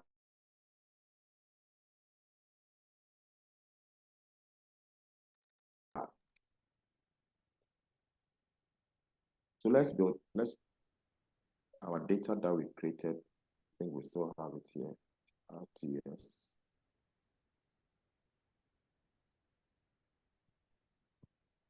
Okay.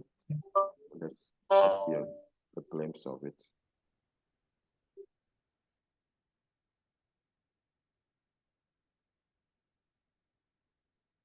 Okay, all right, we are good to go.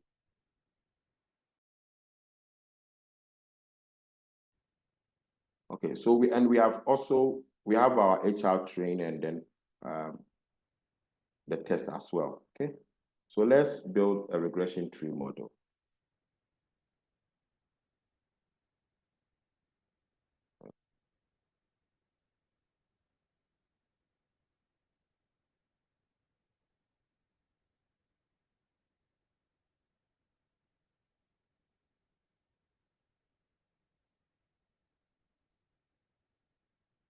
So when we look at this, when we look at whatever we have here, this is the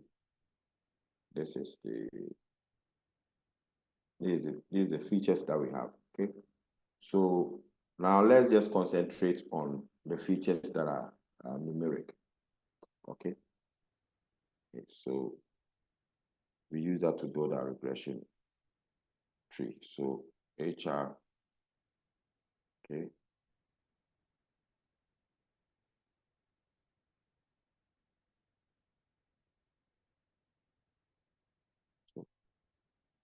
Let's take our HRTS data set and then we pipe that. And then we select the ones with numeric. So we can select monthly income from here.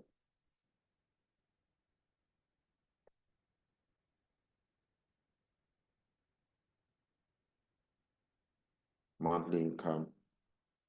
We can add total working years.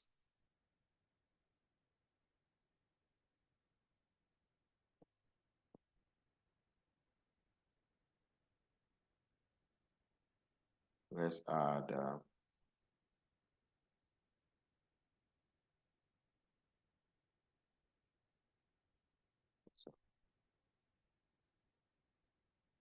monthly income, total working years. Let's add years with current manager.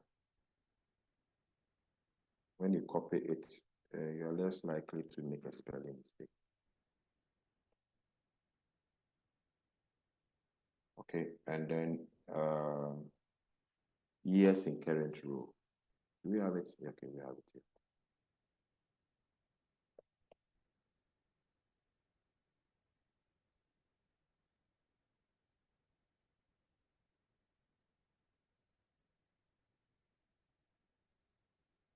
Okay, so let's select designs, and then we have named it HR, right? Okay, that's fine.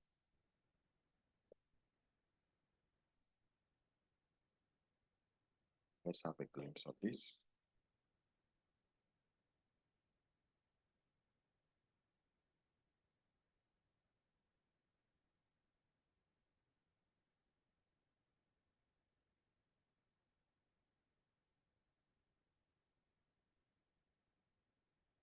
So let's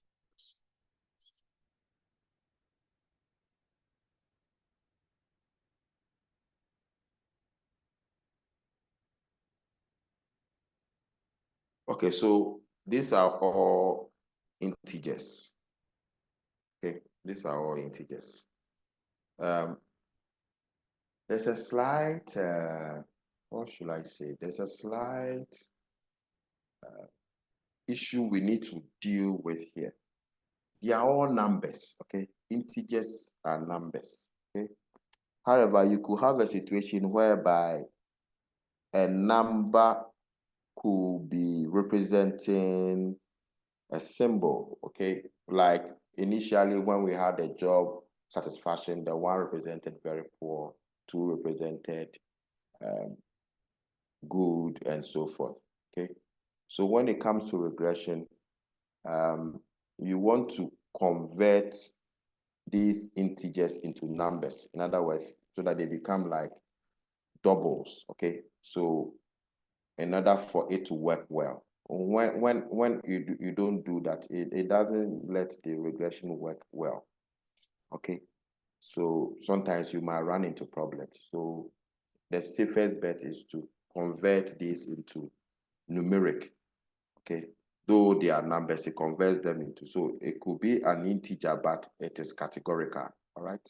So here we want to convert them into numeric, and then we use it for our regression purposes, okay?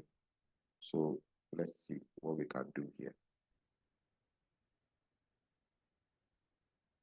So if we take our HRT reg, for instance, okay, and then we take our monthly income, okay, we can convert this into numeric. But before we convert it into numeric, we need to convert it from integer to character, and then character to numeric. I don't know why it is like that. When you try to do it straight, you run into problems. Okay, so let's have our HRT reg, okay, dollar monthly income. Okay, so this is the variable we are interested in, okay, which is currently an integer.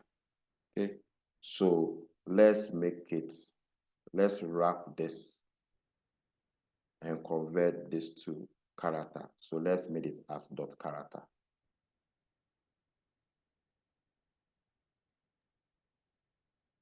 No, you put a comma.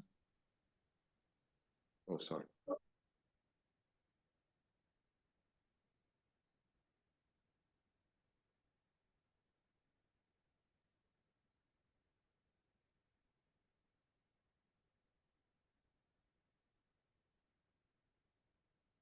So this one is as dot character. So now it changes this to a character, and then we wrap this, okay, with as dot numeric. Okay. So it changes the character now to numeric. Okay, so we add another bracket here. Is it showing? Should be 2 brackets.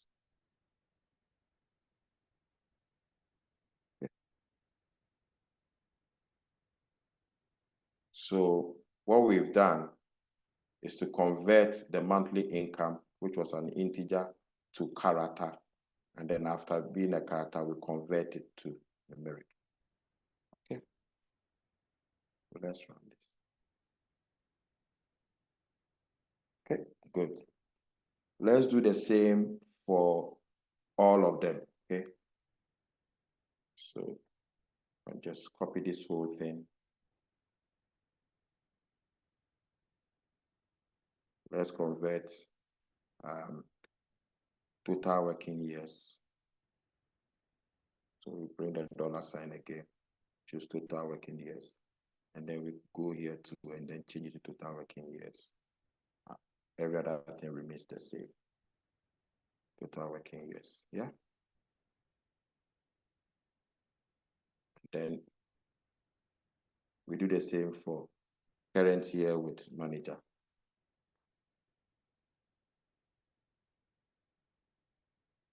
So $sign, current year with manager. And then here too, we come and change this to current year with manager.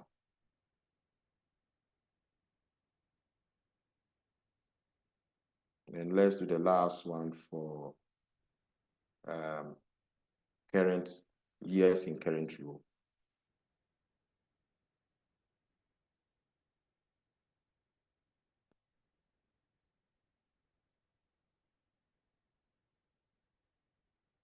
Years in current row. And then here too.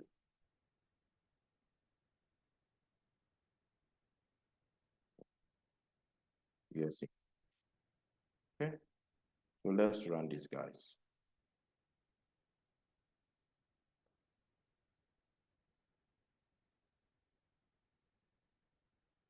Okay. So now let's do a glimpse again of our HR reg.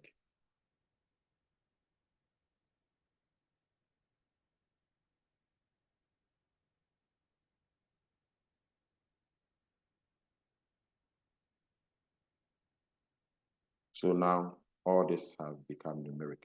Okay, we are double now. All right. Okay, so now we can go ahead and then build our regression tree model.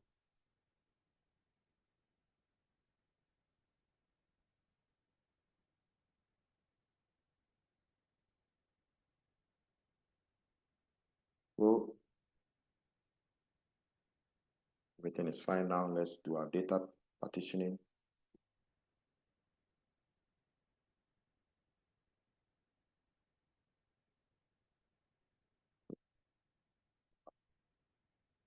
Our initial split. Initial split. Now we are taking it from this guy, HRT reg, isn't it? So HRT reg. So let's do our proportions.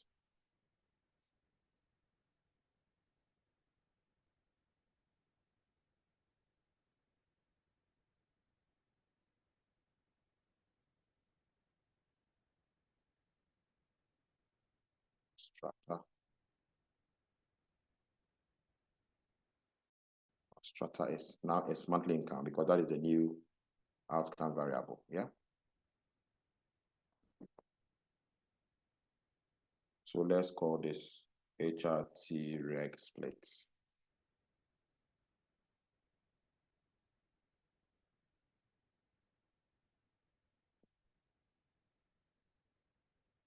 Okay.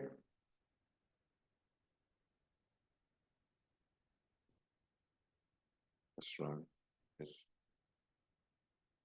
Yes, Nancy. Yeah, no. I beg you. Strata is monthly income. Could you explain that one, please? Yes, because for regression trees, the outcome is always a numeric variable.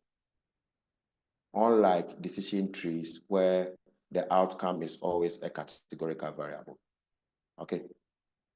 So here we selected another set of features and we want to predict monthly income. Okay. The idea is to predict we are predicting the monthly income rather. Exactly. Okay. Yes. Okay. It makes sense now, yeah?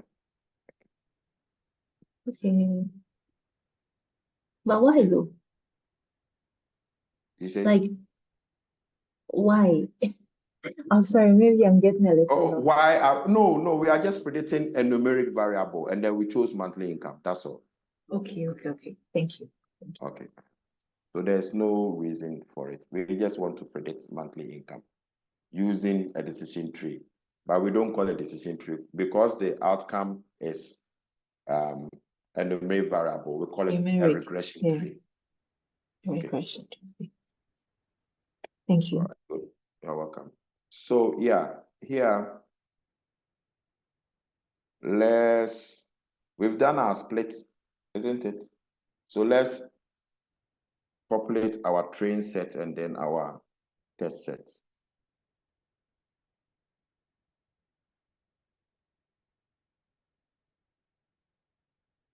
Okay, so we use our split and then we pipe it into Nana, did we split? Oh, okay. We did a split. Okay. We've done the split. Okay. So we take our split and then we pipe that. We pipe that into the training function. Yeah. And then we can name this HRT reg train. Okay. Makes it easy to follow, but you can use any name you want. Okay. So far as you can identify the train and then the test. Okay, so let's run this guy here. HRT reg train. Okay, so we need the split. Let's copy it.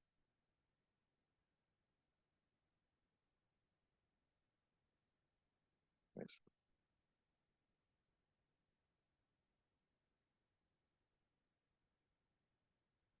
now run this HRT reg split. Okay, the HRT reg split.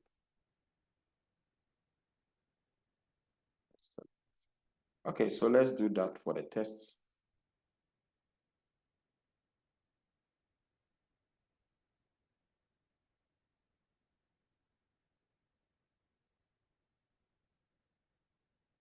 So the test sets, and then this one changes to testing.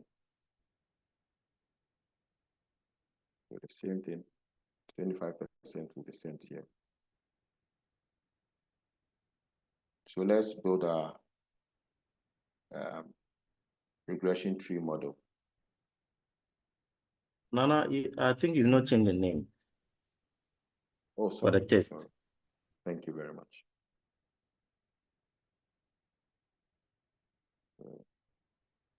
So that means we need to run the other one again.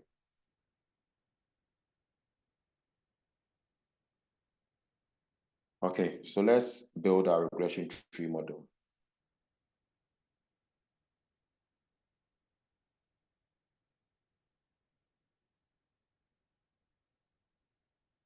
Okay, and then let's first of all train it. Okay, and then when we are done, we could also make predictions.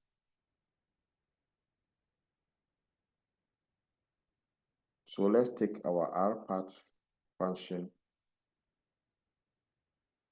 and then let's indicate the formula.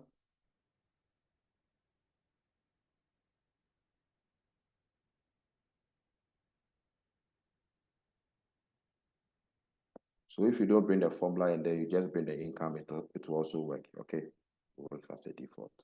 Sometimes I do this I bring out these different stuffs. So just in case you see another sentence somewhere, you can easily relate.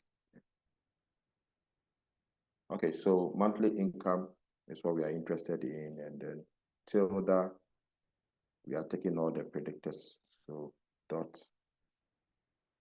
All right. And then our data, we are taking off from the train set. So HRT, reg train.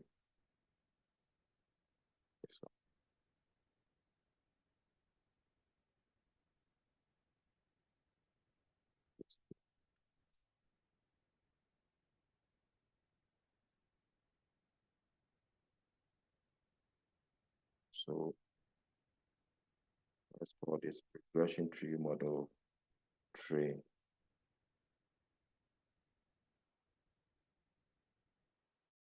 Okay, let's run this, train it. So it's good.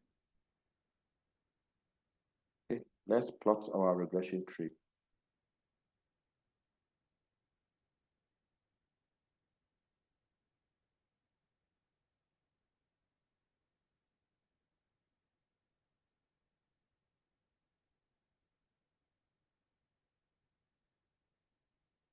Okay, so we use the rpath.plot.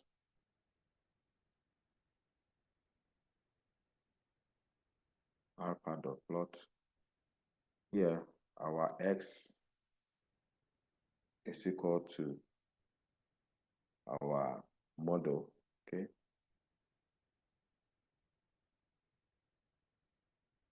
So that's this one here.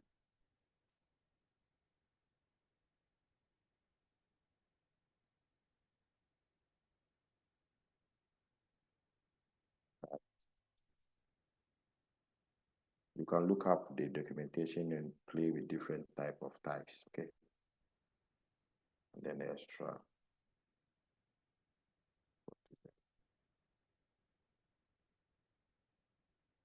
Yes.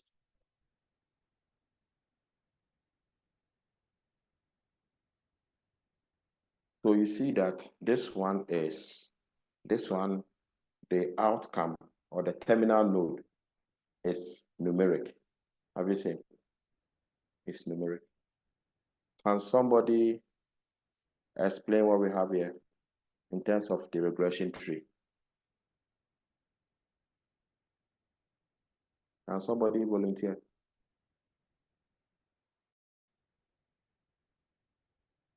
Please, let's have one go from a lady and one go from a gentleman, okay? Let's see who will be able to do it well. Any volunteers? Nana, can I? Yeah, please go ahead.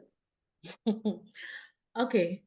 The one on the left of the total working years is yes, and those on the left is no, and those on the right is no.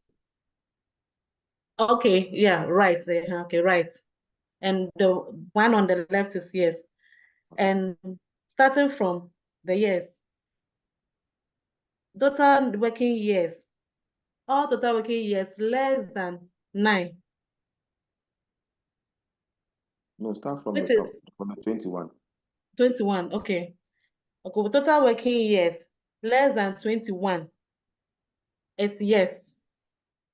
And total working years more than 21 is no.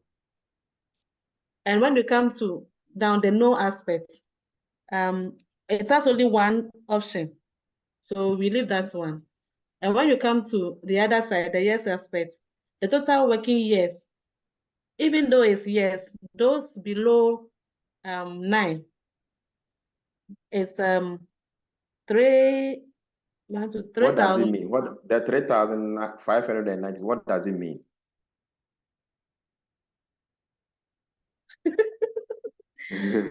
But it's a the good number try. of working years It's per employee. No. The What are we? monthly What are we? Oh, ladies, please help. Okay, so The what are we monthly predicting? income. The monthly income. Okay, so you can also chip in. What do you think? Oh, we are using the monthly income as the basis. Okay, that means the total working years, those below 9 years with working a monthly income of 3,559 and the yes on the yes column. Please, am I making sense? You're making sense, but you could refine it. I should use the terms. Yes. Can somebody also contribute? Can somebody also help? Oh, let's lead with the ladies first. Well, I'll come to the men. Ladies, ladies, anybody? Can anyone explain what we have here? Okay, Nana, let me try. Okay, Nancy, go ahead.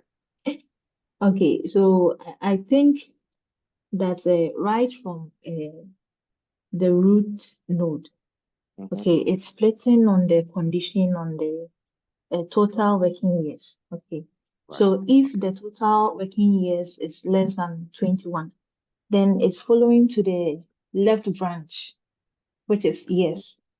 And if the total working years is 21 or more, then we go on the branch no. Okay. So like the after that one, the next node is if the total working years is less than 9. So if yes, then it's following down to the next branch, and that's okay. Do you know what? Nancy, wait. Do you know what? Assume Tell that me we are what. board of directors and you are the data scientist. Okay. So don't tell us it's branching to the left, it's All branching. right. What So the are you going to report interpretation. on? So if an individual's total working years is less than 4, then the model is telling us they should It's expect less a than monthly 4 years. Again. I'm not seeing If 4 years on mine. The last total working years, I have 4 years here. No, you interpret what I have. Okay. So if a person's total working years is less than 9 years, okay, then we are looking at the person. The model is predicting that that person is going to be earning about 3,592. Okay, start from the top. You've done very well with the middle. Start from the top so that from the Okay, so 21. the root node, please forgive me, okay, I didn't look at yours very well. Mine has 3 steps. So I was looking at mine initially.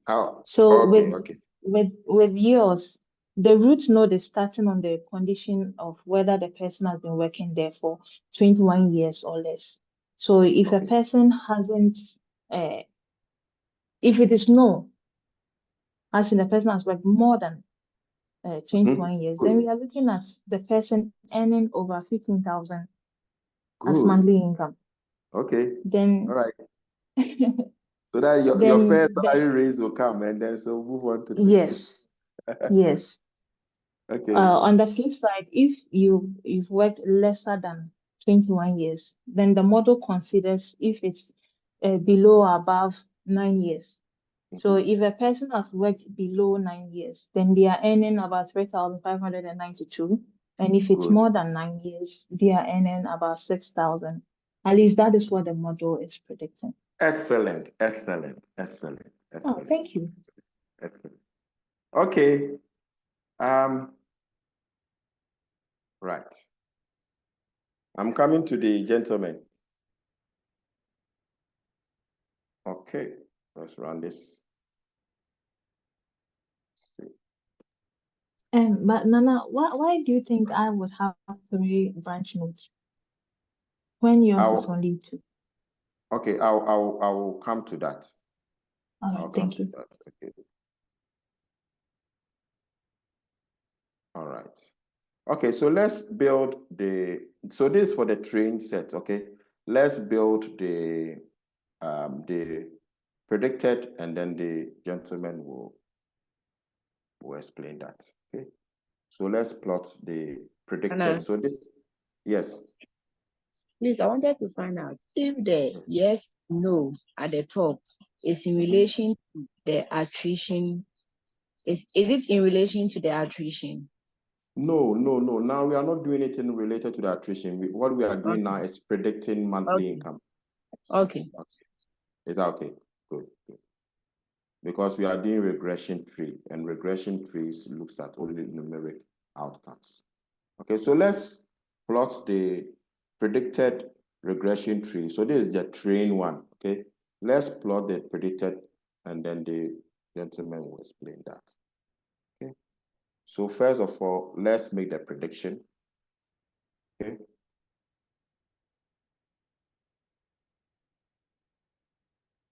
Let's make the prediction. So here, normally the prediction, you know that we make it on the test data, okay? So we predict using the predict function, predict using the predict function, okay? So here, the object we are looking at is the model, okay?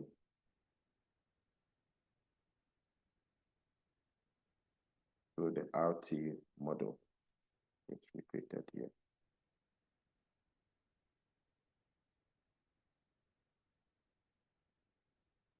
Yes, sir.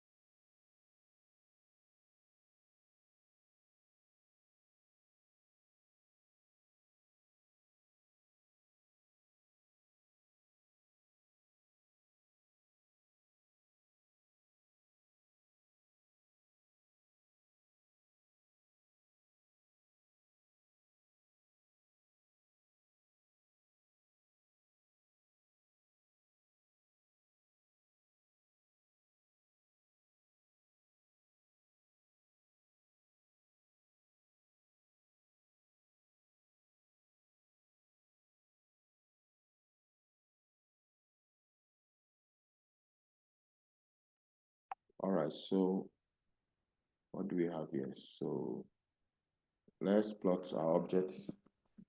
So we have our RT, the test model.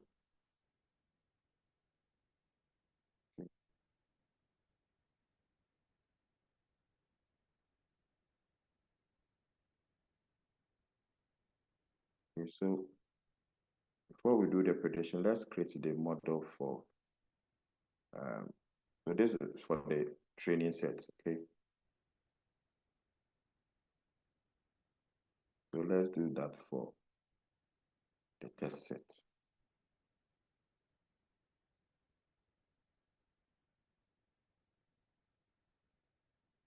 Okay, so let's change this to tests.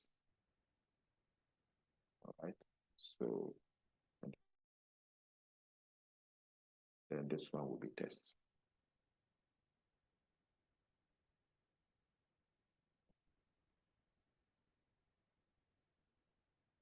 Now, as we come here, we are using this guy here, the test set for the prediction.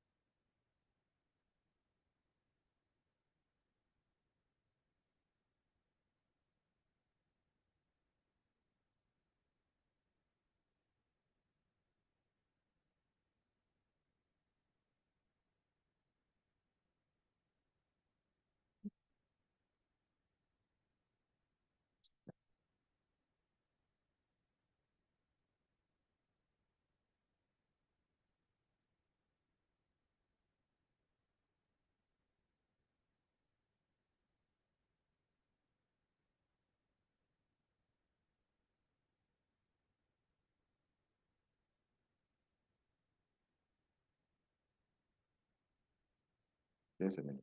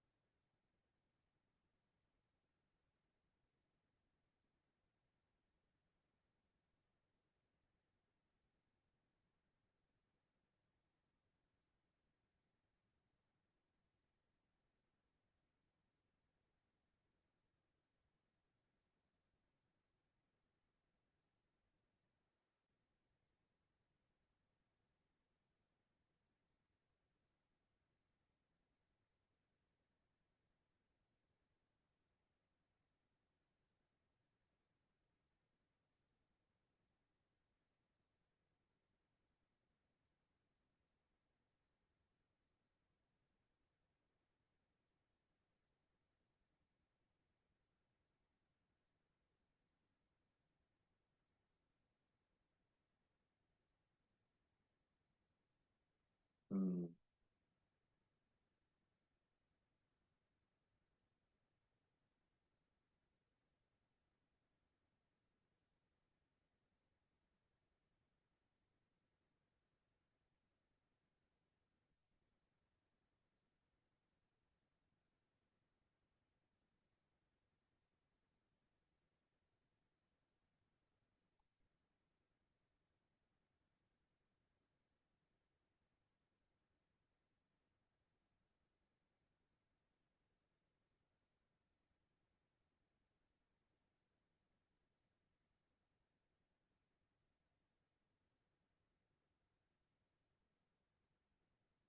Please bear with me. I'll be with you in a minute, okay? On September 16th.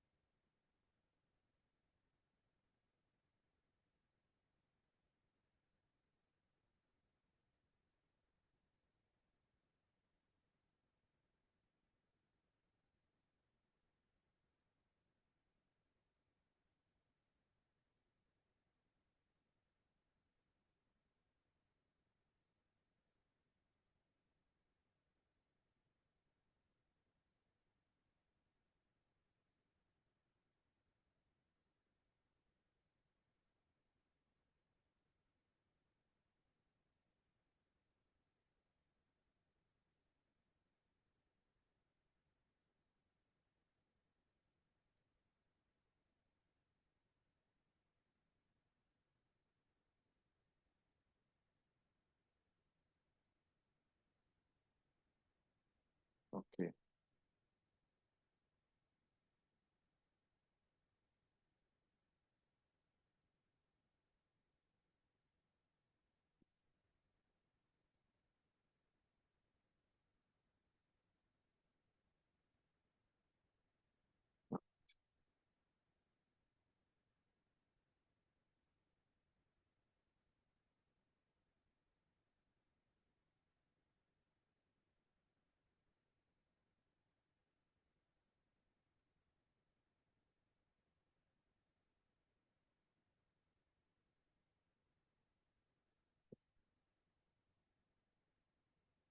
Okay, so we have our predict here.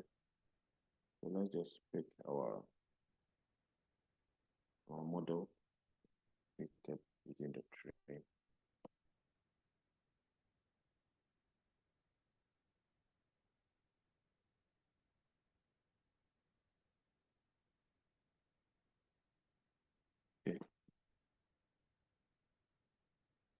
So once we've done that, we can add the new data to it.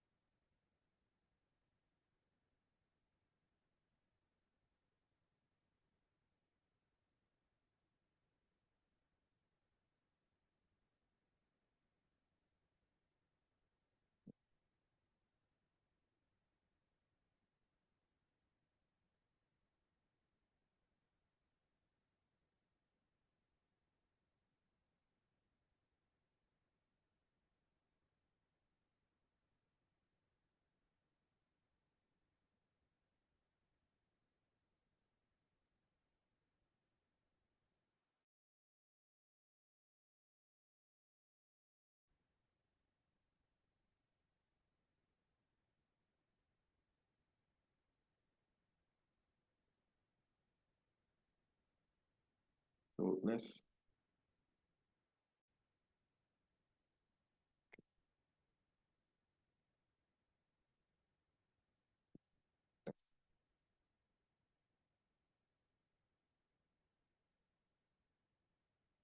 we created our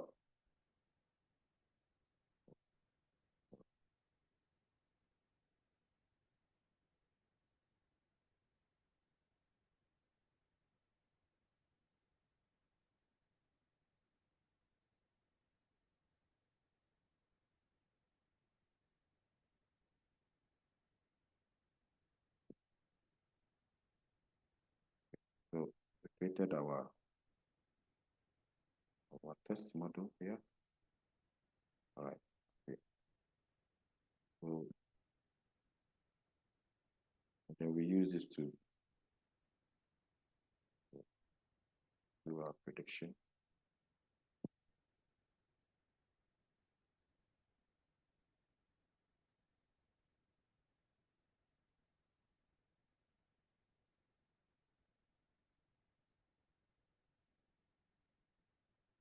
Let's put our prediction.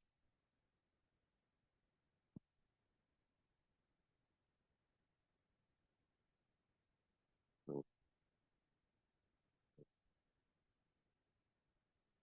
part plot.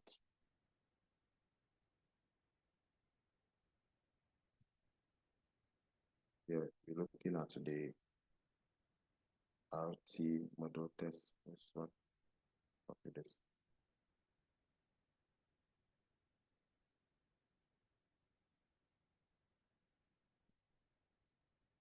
Okay.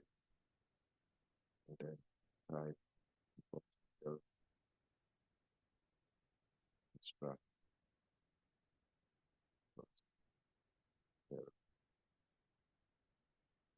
So this one is on the test. Okay.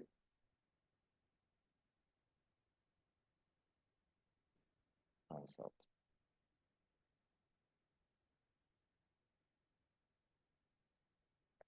Okay.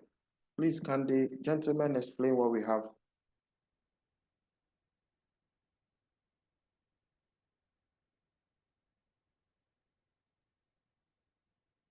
Any volunteer?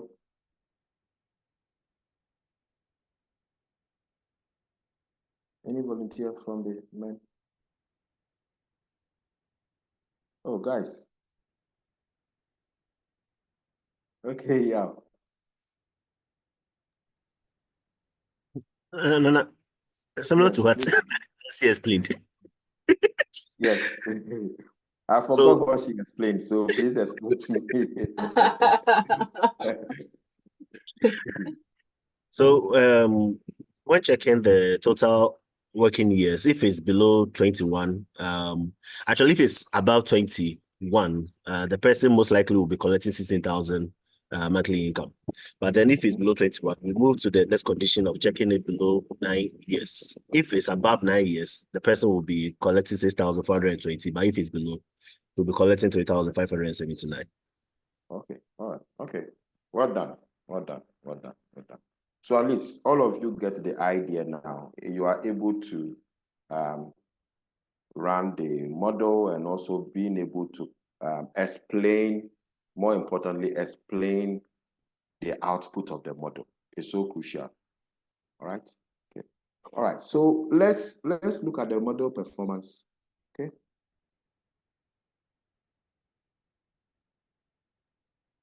Now, please, I have a question, though. Yes. So initially, we use the train parts, the train sets to train the model.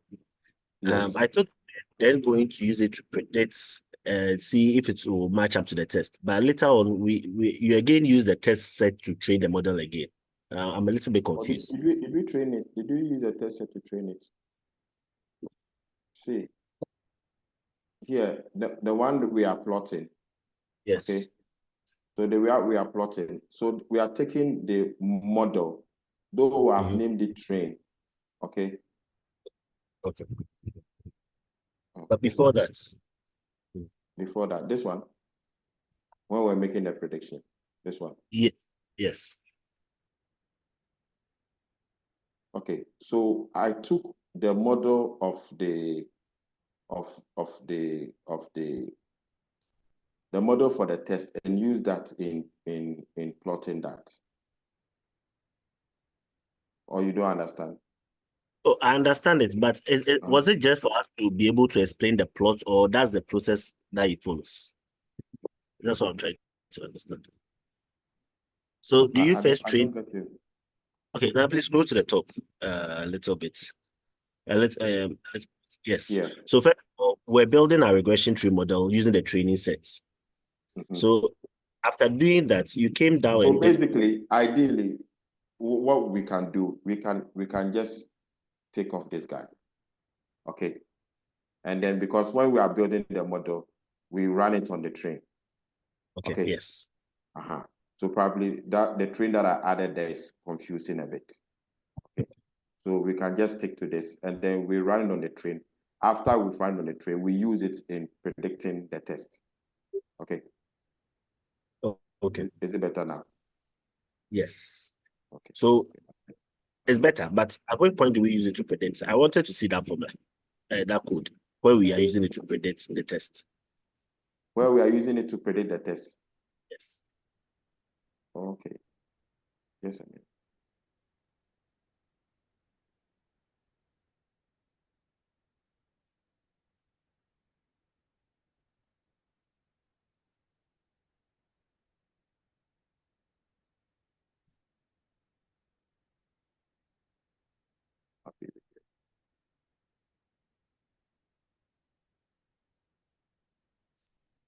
Where you want to see the like the individual predictions, just like we did for exactly.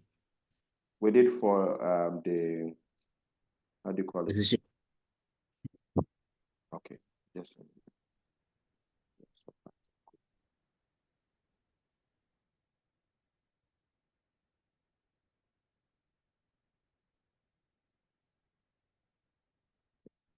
If we want to do like this.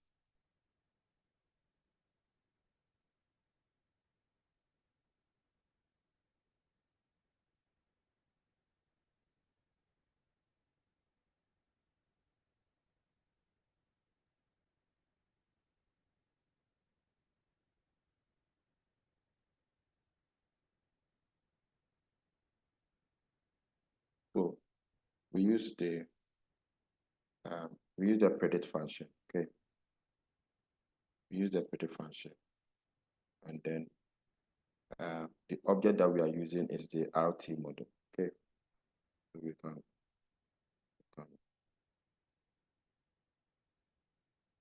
can copy this guy here.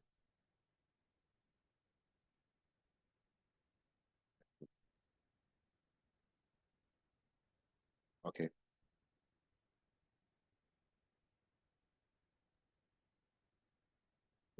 Okay. And then we have our new data.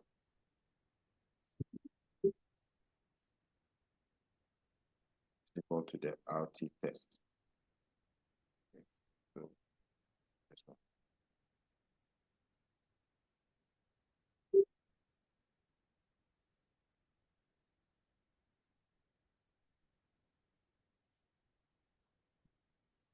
So we can name this RT prediction.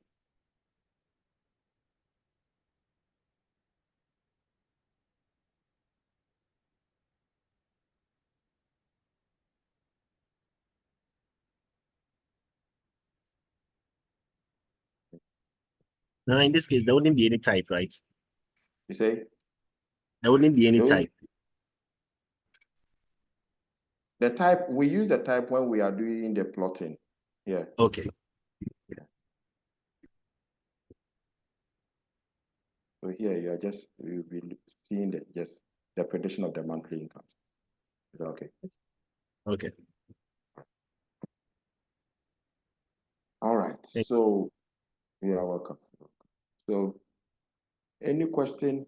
So now that we've done this, let's look at the model evaluation. Remember that with regression, we use basically the root mean square error. Okay, root mean square error. So let's see how we can put this together. Excuse me, Nana. Yes. Please, the code you just did with can I take a look again? This one? The predict? The predict, yeah. This one. The new data, okay. So the new data is the test. It's always data. on the test. Yes, it's always on the test data. But Nana, what I don't understand is why we visualize the tree for the train data and then the test data. Is it to compare them?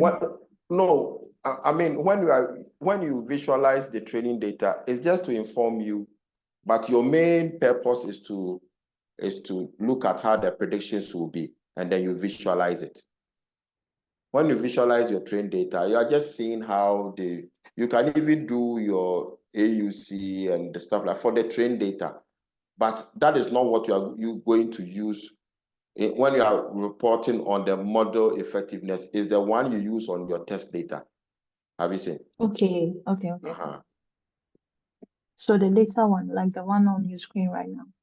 Yes, exactly. That is what we use in reporting the predictions, because now you have introduced new data that it has not seen before. Okay, so that is what we use in predicting, and then you check the model effectiveness. Okay, by using any parameter that is suitable for the application that you are using. So in this case, since we are using a regression, we cannot use area under curve.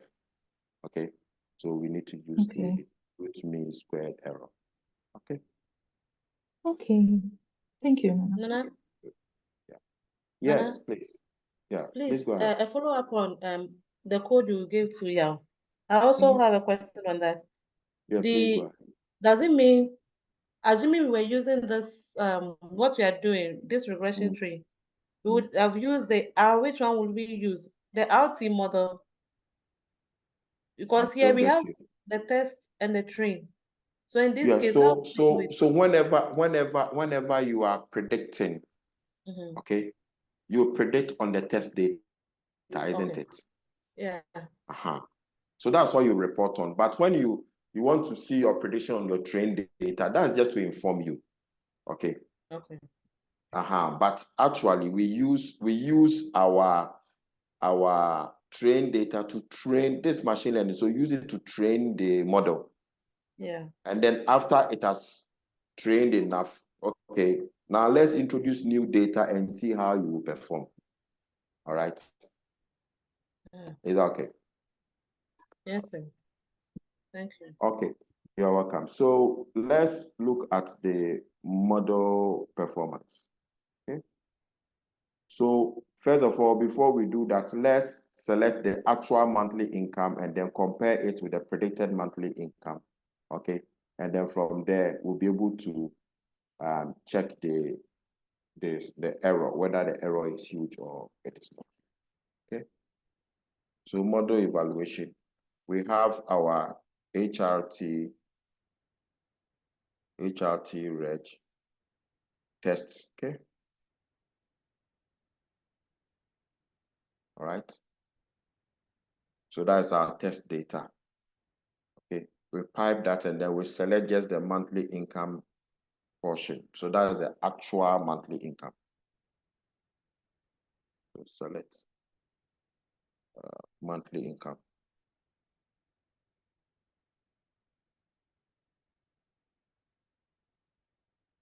Okay, and then we compare it with our predicted monthly income. Okay, so we add that to it using the bind codes. All right, and then we add this guy here, the one we use in predicting the monthly income. Where is it?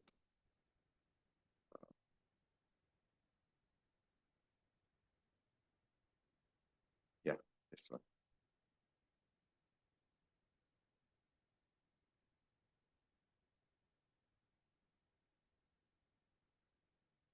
So we bind codes and compare it with the monthly income.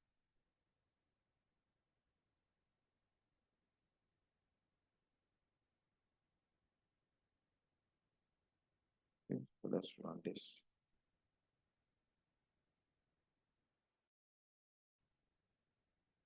So here we are having the actual,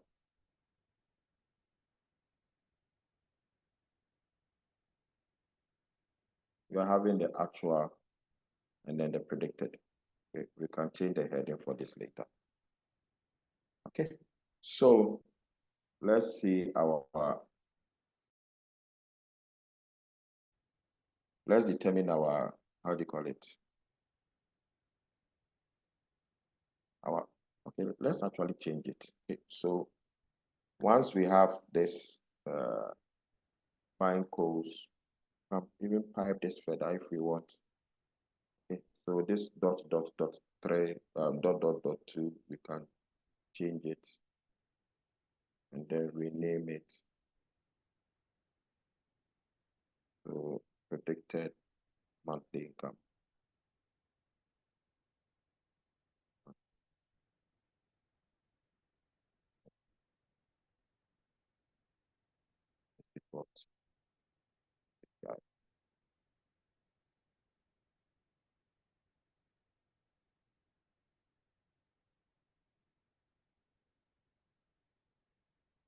Okay, so let's name all of these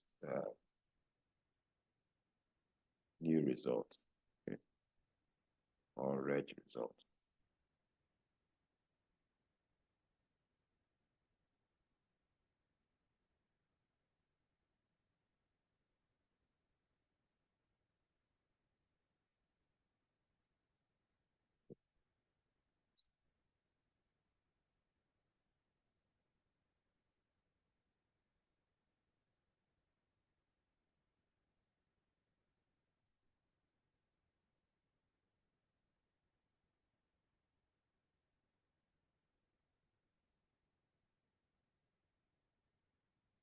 So now we have the predicted monthly income and then the monthly income. Okay. So let's determine the root mean square error.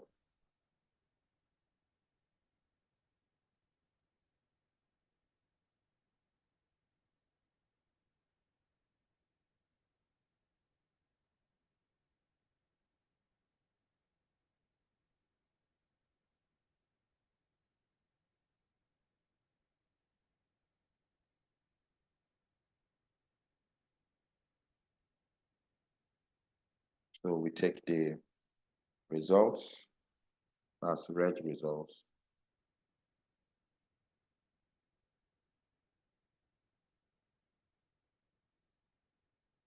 Reg results, and then we pipe that to the RMSC function, where truth is equal to monthly income. That's the actual monthly income, isn't it? And then the estimate is equal to the predicted monthly income. So let's copy this guy here.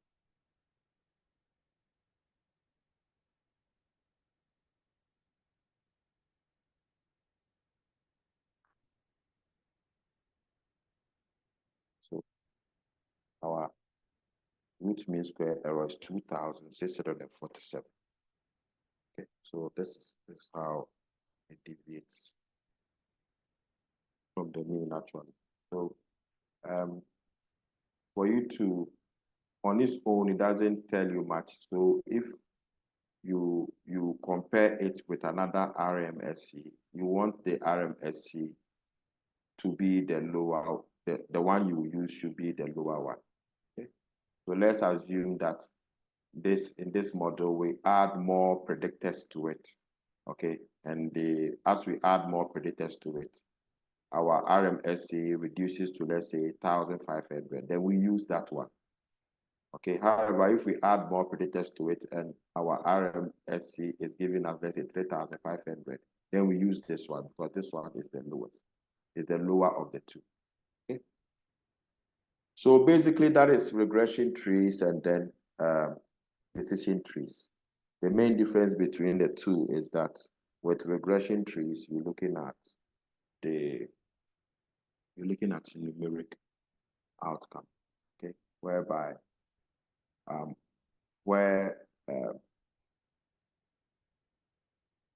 whilst the other one, the decision tree, looks at the categorical.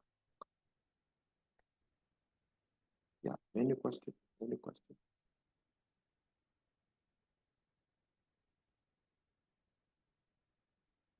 Any question?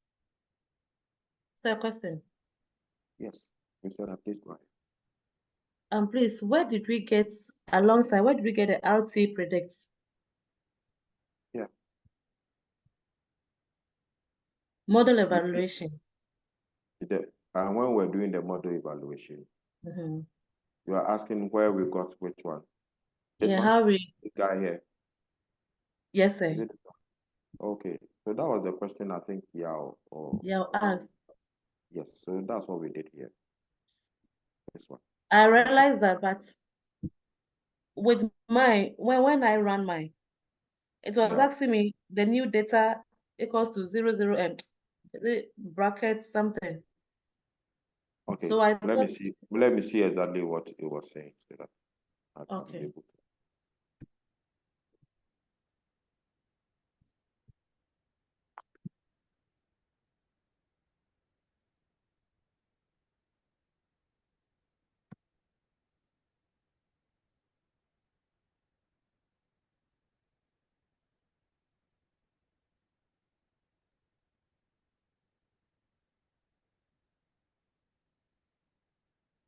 Can I please run it again? Yeah, so I wanted to see where you had the issue. Okay.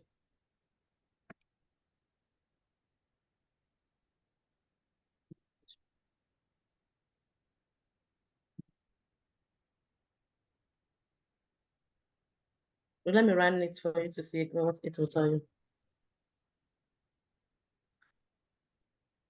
Meanwhile, I've already run. Please, this is what it's saying. It can't find us, but the RT predict. Okay, but have you run it? Yes, where please. did you run I it? did. Let me see. Let me see. right.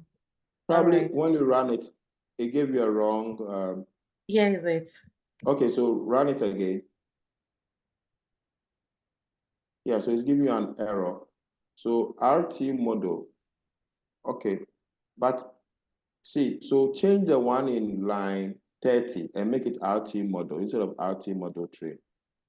I think it was causing a bit of confusion. Okay, and run it. Okay. And then run it again. Run your line 35 again. Should be fine now. Yeah? Okay. All right. Thank you, sir. All right. Okay, please, any other question? Yeah, Nana. Yes, please go ahead. Is it normal to have figures that are like completely different from yours? Completely. Okay. Yes. Let's share your screen. Let's see. Nana, the thing with this screen sharing thing, I'm not very good with it. Oh, okay. Are you using another laptop? No, just the one. Okay. I usually have several windows open and it gets a little bit difficult centering on Okay. So if you don't take time, you share. You don't need to share. Okay. yes. No problem. I understand. It has happened to me before. So we can talk later and then we'll sort it out. Okay. All right, Mama. All right. Okay. Yeah. Thank you. Muslim, have you heard your voice today? Oh, he spoke. Wait. Muslim. Yes, he did. Okay, then probably I was sharing, so I didn't know that it was him. Okay. Nana, please. Okay. Please, any other question? Yes, Nana. Yes. Yes, is that Yao? Oh, who is speaking now? Yes, Yeah. Yes, Please go ahead. Yeah. So going back to the decision tree modeling, going back to the predict function. The type I was asking about in the decision tree, when we stated the predicts, the data, the new data, we stated the type to be class. In regression, there's no need to state any type. You can just leave it as such. Or can we specify a type every time? And is there a type that we when we're plotting it? This one? No, when we're predicting it. Oh, well, this is the predictor. We didn't use the type here. Yeah. Now, please not this one. Okay. Which one? Go to the top a little. Okay. Yes, this place. They're making the prediction. Yes. And then you are if you go to your decision tree R scripts, the tab, the decision tree R scripts, I wanted to show you something there so that you might understand the question where I'm coming from. This one? Yes, sir. Okay. If you scroll down the predicts portion where we are making the prediction here. Okay.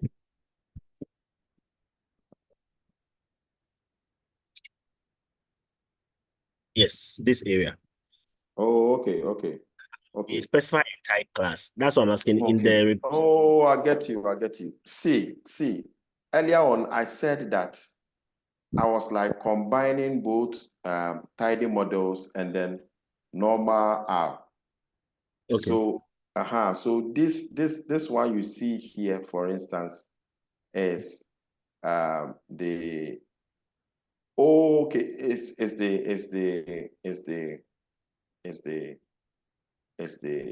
how do you call it? Is the tidy models. Okay. But here the class will show you, if you print this, it will show you the outcome classification, the classification for the outcome variable. Okay. All right. So your question is, if it is regression, can we use that type? Yes. Okay. Now, with regression, the outcome variable is numeric. Yes. Okay. So you don't need to use any classification here. Okay. Because you see, we were trying to predict monthly income.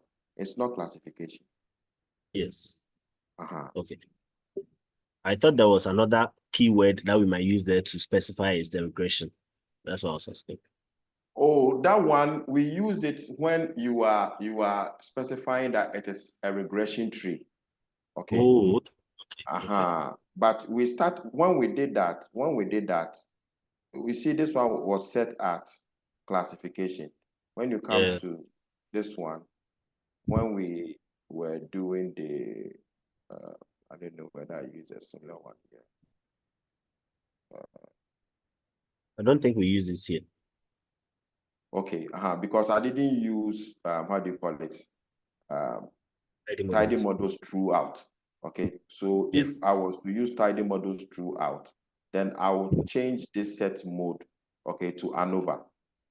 Oh, okay. I'll change it to ANOVA, and then that one will set it for regression.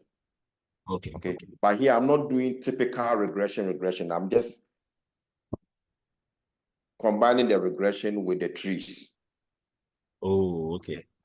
So that's why you don't see me do all that. But but I get you now. You are somewhere you are doing typical regression. You set this at ANOVA, okay, and then it does the regression for you.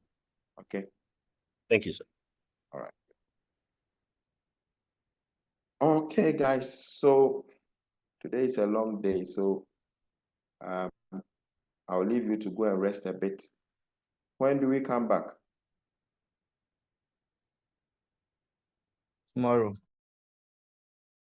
The next lecture, when is supposed to start? 1:30? Okay, let's come back. What the time now? 12:30. 12:30. Okay.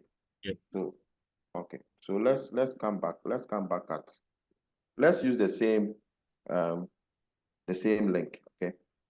Okay. So we can come back at 2. That's fine. Okay. At 2. Okay. Thank you, Yeah. sir. Okay. Please, sir, can you move to determine root mean square for me? Where? The last one we did. The last one we did, Determine yeah? the root, yeah.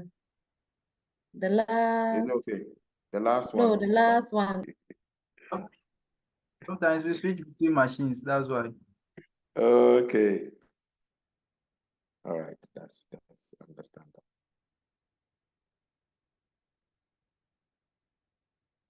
What I normally do is that I create a folder for all my data sets.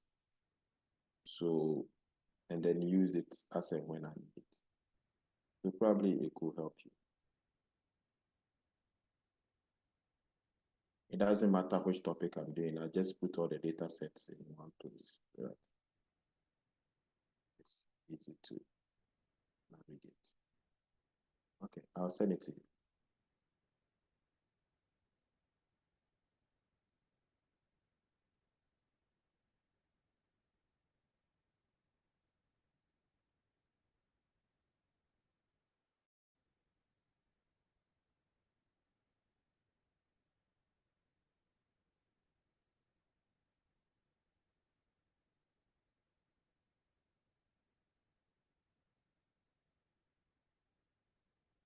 Okay.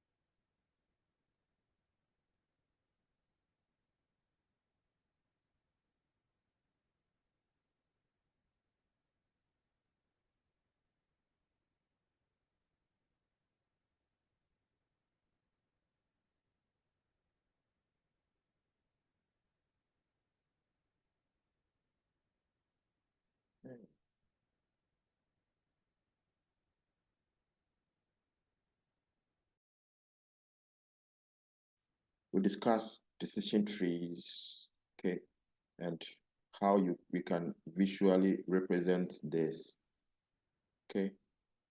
But the truth is that whatever we've done, we are just talking about one tree, okay. It's just about one tree we are talking about, okay, and it has its own disadvantages. So remember that when we're talking about the disadvantage of decision trees, we said that the variance can be very high, all right? And it leads to a situation where it's easy to have highly correlated variables, okay? And which also leads to overfitting, okay? So the concept of random forest is, instead of having just one tree, you want to have so many trees, okay? So many trees. And then we put all these trees together in helping us make our prediction. You could look at random forest as where decision tree is looking at one person, okay? you can be highly skilled, but you could have some flaws, all right?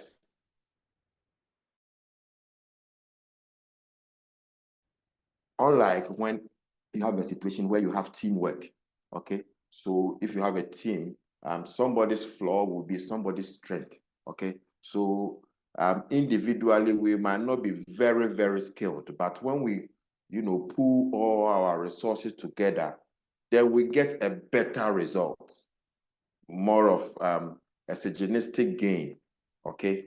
There is a synergy that is created by all of us coming together than just one person having than just one person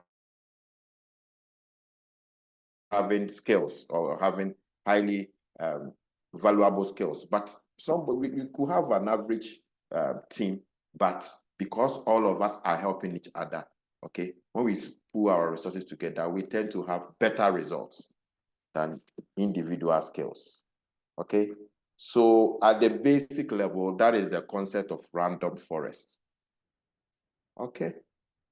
So after finishing this, we should be able to see how random forest applies, okay? We'll look at the concept of bargain, okay, or bootstrap aggregation, okay? And then we'll look at what we mean by out-of-bag error, okay?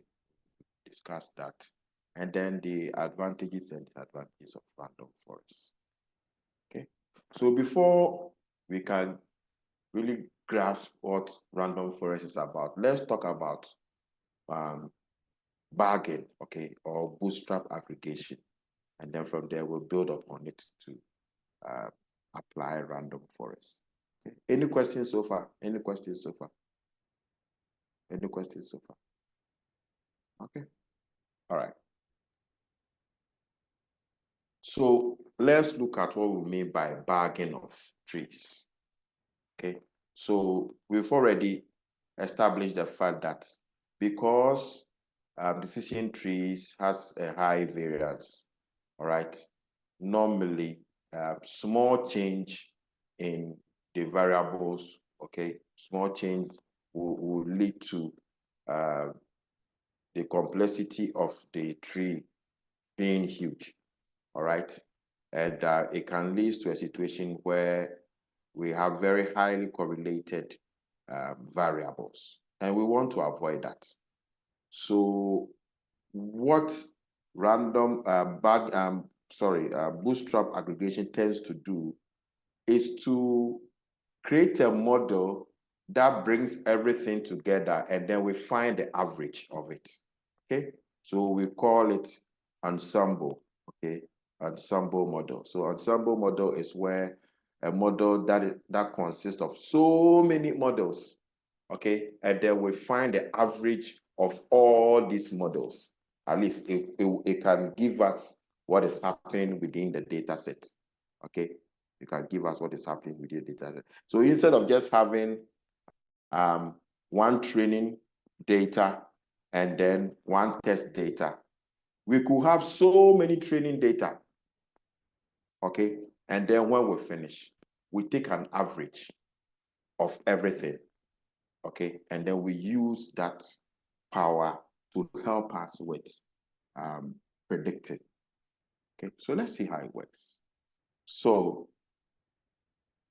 like I've just said, bargain is also what we call bootstrap aggregation. Okay, bootstrap aggregation. So when you hear bootstrap aggregation, it's a kind of sampling, okay? It does random sampling with what? Replacement. Okay, you remember sampling with it? Mathematical foundations, okay? So let's say you have a data, okay? And then this data, we create various samples of this data, all right? So because it is a random sample with replacement, some data will be duplicated in some other subsets, okay? Because we are just, so within this data of, let's say, 10 observations, we could create, let's say, three different training sets, okay? And this training sets will be with replacement. Okay, so there are some observations that will appear in others. There are some observations that might not appear in others, and so forth. Okay, so that's what bootstrapping is, or bootstrap aggregation is. So it is random sample with replacement. So let's say that we have our trained data, okay, and then our test data, 80-20, for instance. But this 80, okay, we create so many subsets of the training data. Okay, we create so many subsets of it. And then these subsets will be samples with replacement. All right, samples with replacement. And then all these subsets leads to a training model. Okay, so we have features for each of the models. We have features for each of the models. All right, we have features for each of the models, and you could have as many bags as you want. When I talk about bag here, I mean the subsets. You could have so many bags as you want. Okay, and then what it does is that each of the bags will have its own model, and then it takes the average of all the models, and then we are able to predict. Okay, use that in helping us to predict the outcome. Please do get the concept. Any question with the random sample with replacement? Any question with this? Anyone? Any question? Okay. We are cool, yeah? Okay. So let's see how this works. So you could have a data, okay? So let's say we have this vector of 1, 2, 3, 1, 2, 1, 1, 1. Okay, so the number of items within this vector is 8. So we want to bootstrap a random sample data, okay? So what we do here is that we take, let's say, 3 different samples with replacements, okay? So which means for each one of them, we are going to have 8. So the first one, we can have 1, 2, 1, 2, 1, 1, 3. No problem. The mean of the first one is 1.37, okay, or 1.38. Okay. The next sample randomly chooses 1, 1, 2, 2, 3, 1, 1. All right. So it doesn't matter that some of the data is being duplicated, okay, because it is sampling with replacement. This one also gives us 1.375. Okay. The third sample, you see the third sample doesn't include 3. Okay. It's just 1, 2, 1, 2, 1, 2, and 1, 1. Okay. That also gives us 1.25. Okay. So all of these have its own, so if we are considering this to be its own training data or model, okay, we have 3 different means for the model. Okay, so when we finish, we add all these means and then we divide by 3, and that gives us the average of everything. So that's 1.33. So this is what we'll be using to make our predictions. Okay. Anyone needing me to go over this? Are we okay with this? The concept of bootstrapping. Okay. Any question? Are we okay? Yes, sir. All right. Good. So the downside of bootstrapping is that the bargain algorithm uses the Gini index. Okay, and I told you earlier on that the Gini index looks at, it's a measure of impurity or measure of purity, whichever we want to look at it. But the lower the Gini, okay, the more homogeneous your data is. Okay, so it uses this Gini index. And then this Gini index too is gunning for homogeneous items within the data. So it ends up having highly correlated items among the predictions, okay? Because it's looking for homogeneity, okay? So because of this flaw of bootstrapping, that is when random forest comes in handy, okay? So with random forest, what it does that it does sampling without replacement. Have you seen? So bootstrapping does sampling with replacement, and you have some of the data replicating itself. But the concept of random forest is that it takes, so because bootstrapping is random, is replacement, and then it uses Gini index, it ends up having very highly correlated, predictors. Okay. Now with random forest, what it does is that it takes samples. It's the same. It uses the same mechanism. Okay, putting them into bags. Okay. However, the sampling is done without replacement. Please do get the distinction. The sampling is done without replacement. Therefore, the issue of high correlation is not an issue for random forest. Okay? It's not an issue for random forest. All right. So before we go on, let's see how, but before we look at how the Gini is calculated, are we okay with this? The difference between the bootstrapping and the random forest algorithm. Are we okay with this? Yes, Please go over once again. I didn't hear you, sorry. Please go over once again. Just one more time. Okay. Yes, Nana, please go over. There seem to be some small issue. Okay, so both bootstrapping and the random forest algorithm uses bagging. Okay, so we use different bags, and then we take a sample of the trained data. Okay, so for bootstrapping, we take so many samples of the trained data, but this sampling is done with replacement. So you have duplications all over within the samples. Okay, you remember what we did here. Okay, there is duplication. Here we have one. The second one, two, there is one. Third one, there is one. There is two, and three. It's just the third one that we don't have three. But there is duplication of ones and twos when we're using this. Okay. But with how do you call it? With random forest, okay, if it were to do this, each number might not be 8. Some might be 3, some might be 4, some might be 5, and stuff like that. Okay, so you don't have replications like sampling with replications like this one. All right, so it reduces the issue of correlation. Okay, the predictors being highly correlated among themselves. Okay, and here too we are looking at so many trees.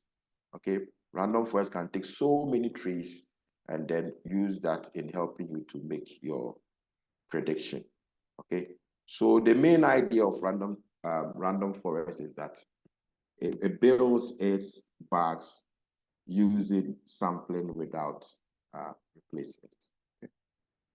So let's see how the Gini is calculated. We saw the Gini when we're doing decision trees. It has also appeared here. All right. So basically, let's say you have two variables, C1, C6, okay? Now, these are like outcomes, all right? These are like outcomes. Okay, so 0, no outcome. So here you have 6. So if you want to calculate the Gini for C1 and C2, for the first one, for instance, okay? You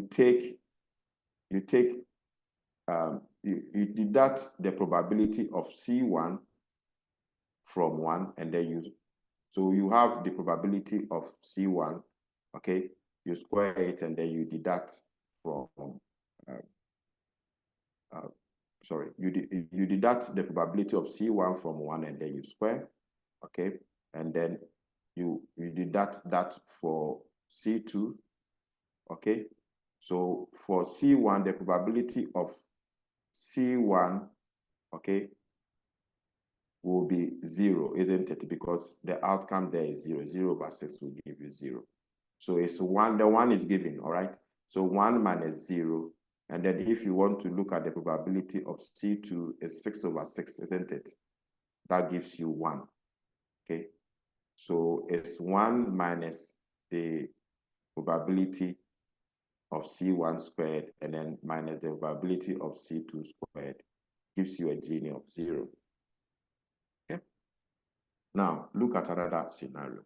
We have C1, C2, the middle one, okay? So there's 1 instance of C1 and then 5 instances of C2, okay? So if you want to calculate the probability of C1, it's 1 over 6, isn't it? You want to do that for C2, it's 5 over 6. So if you want to calculate the Gini for these two, okay, it gives you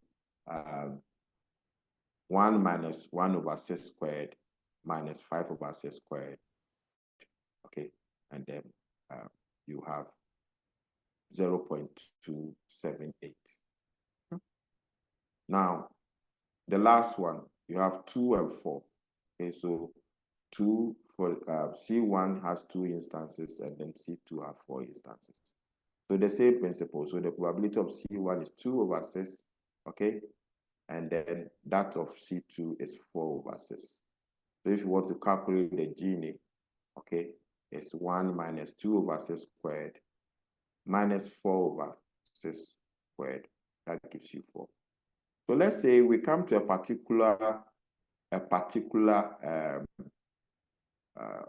particular decision, and then we have these 3 Ginis pending, okay? The algorithm will do the splitting based on the one with the lowest Gini, because it is most homogeneous. So here you can see that the first one is more homogeneous than the second one, isn't it? Please, can you see? Yes. Because it comprises only C2, okay? And then the middle one is also more homogeneous than the third one. So that is the idea it uses in doing the splits. So this is the calculation. I think someone or somebody was asking about how the splitting is done. So this is the calculation behind the splitting, okay? How the Gini index is done, okay?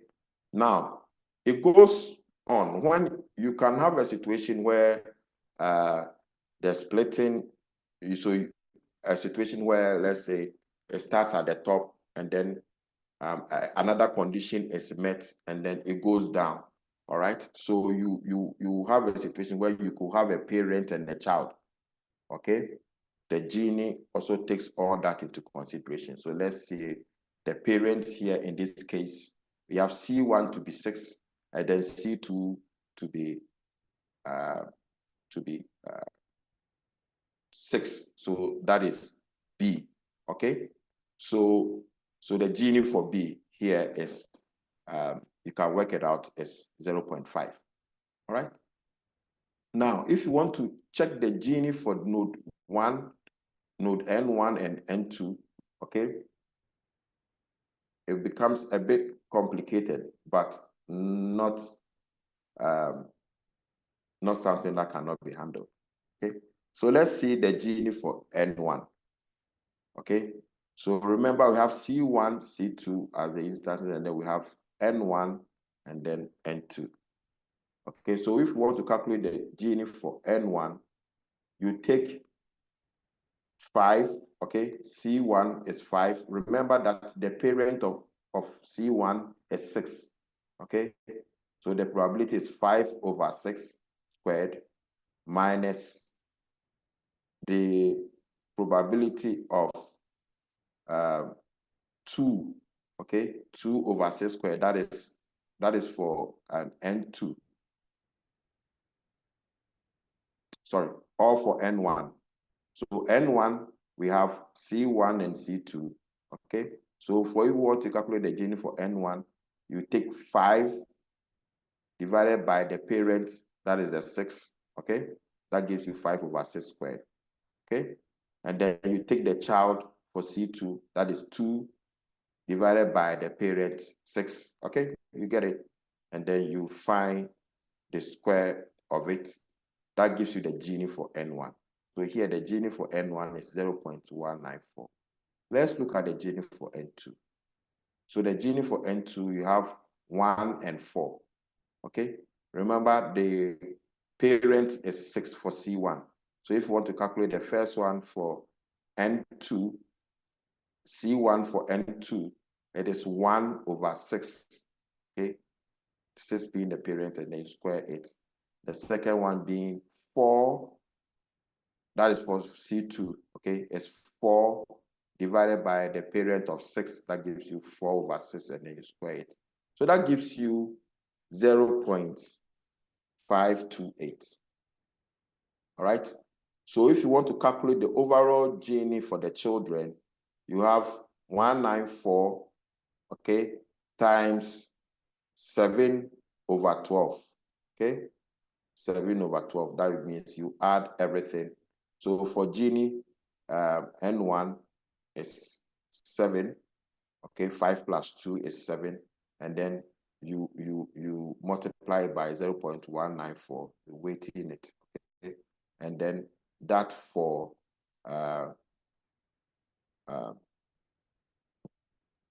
N2, okay, we get 5 over 12 times 0.528. So we get the Gini for the children, okay? So basically, this is the maths that is done behind the scenes.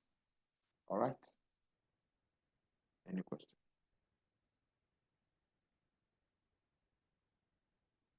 Okay. So with this in mind, let's go on to the random forest.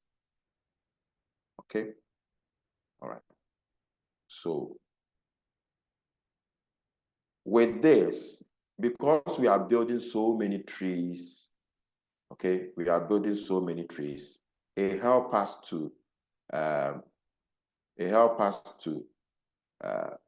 get, let's say it takes different bags, okay, and then different bags have some features, okay? So it doesn't have all the features because it's not sampling by replacement. So the subset has some features. There are some that consider few features. There are some that consider more features and so on. But all these are put together and then we find the average, okay? Just like the other stuff when we're doing bargain. So let's take as a particular example here. So here we have tree 1. So with random forest, we have so many trees. So let's say here we have 4 trees, okay? So here, the number of features is taking, okay, it's taking 3 features, okay? But you see that the features and the one with the blue fill, all right? So let's say this one is class C, okay? Okay, and then you have another feature that is class D, okay? Tree number 2, okay? It is taking different features, okay? If you come to tree number 3, it is taking class B, okay? All right, and then we have the same as class C repeating itself here, okay? So this is another bag, okay? So when it comes to voting in terms of deciding whether this belongs to this class or not, it takes the majority of the votes, okay? So here we have 2 class C's and that gives us the majority of the vote. Therefore, that particular split will be defined as class C, okay, because it has majority of the votes, okay? But the main idea behind the random forest is that it takes small features. It doesn't take all the features. It takes small features as compared to bootstrapping where it takes all the features. Here it takes some of the features, all right, and then runs it, and then it takes majority of the votes, and the class is determined by the majority class. Okay, so let's see how we can apply this, okay, pragmatically in RStudio. Okay, so let's use the data that I sent to you. We've used it to do other stuff, so let's bring it to RStudio, and then we use it.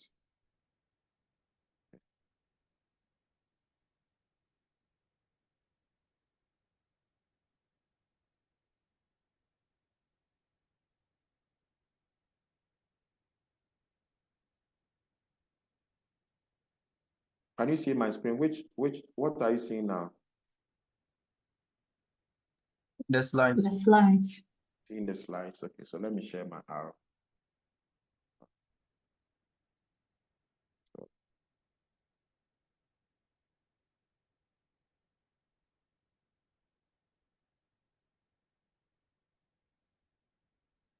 Okay, so yeah.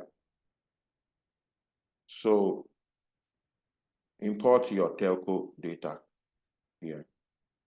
Okay, and then install the random forest package. All right. And then call it from the library. Once we are running tidy models, we don't need a dplyr. Dplyr is part of tidy models. Okay. So run this, and then you can set your seed. Okay. When you're done, set your seed, and then we move on.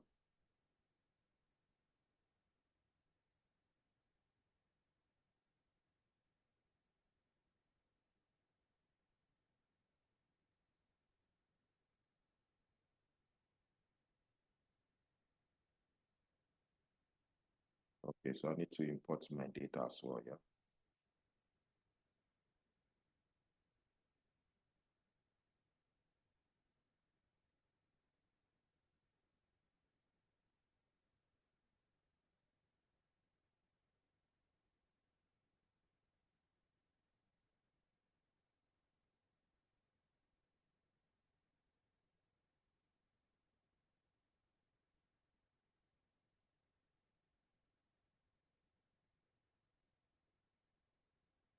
.csv.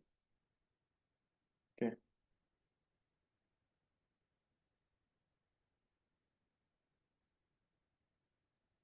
So let me give it the random forest.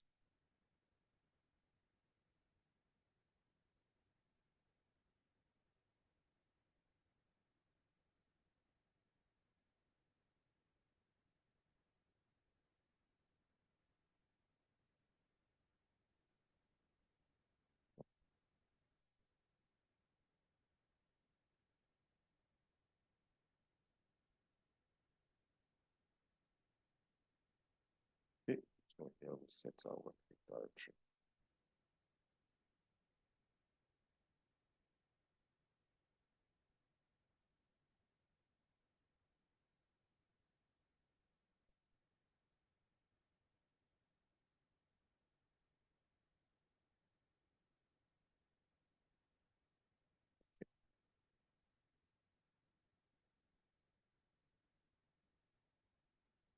Remember this data set, there were some missing values and stuff like that. So let's check for missing values.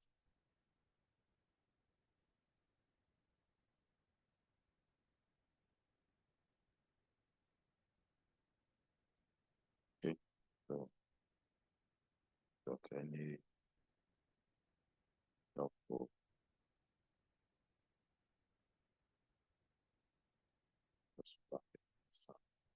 Match.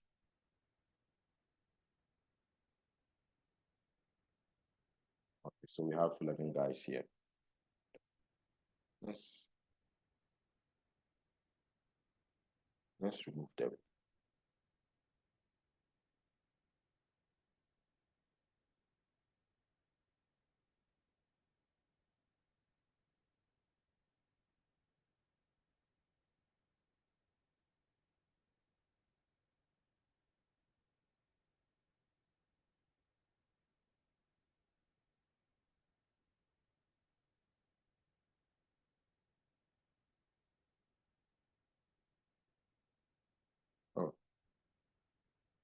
small block.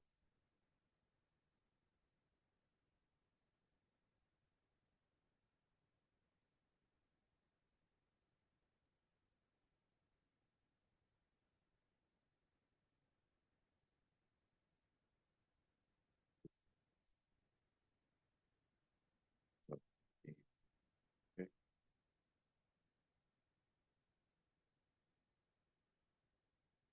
Let me write this.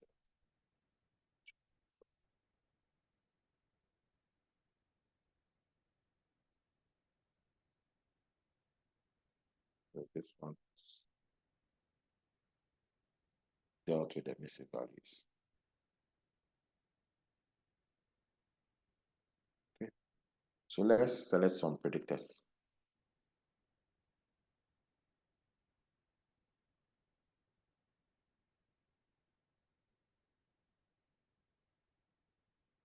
First of all, let's have a look at what we have in here.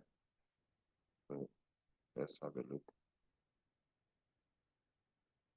of our telco lane.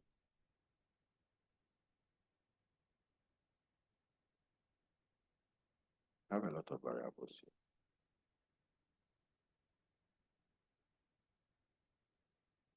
here. 21 features, and then 7,032. Okay. So let's just select a few of them.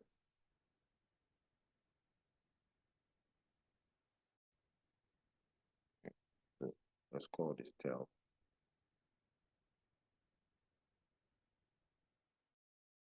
So we take our telco clean. Okay. Let's pipe that.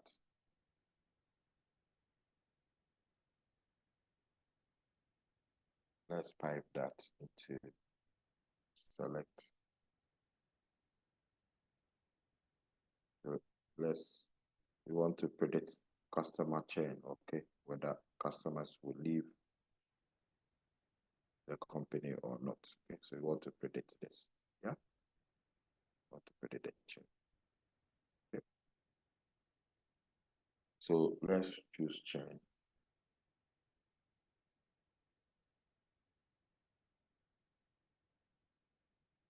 Okay, let's take total charges to consideration.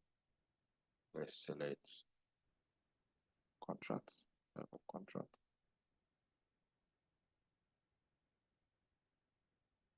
Select gender and then payment method.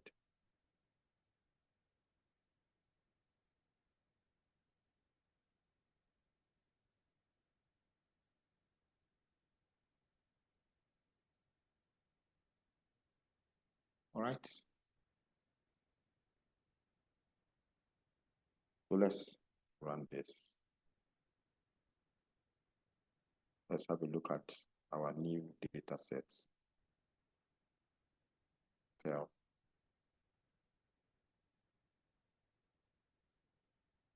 Okay, so you realize that we have some categorical variables which we need to factor. Okay, so let's factor the categorical variables.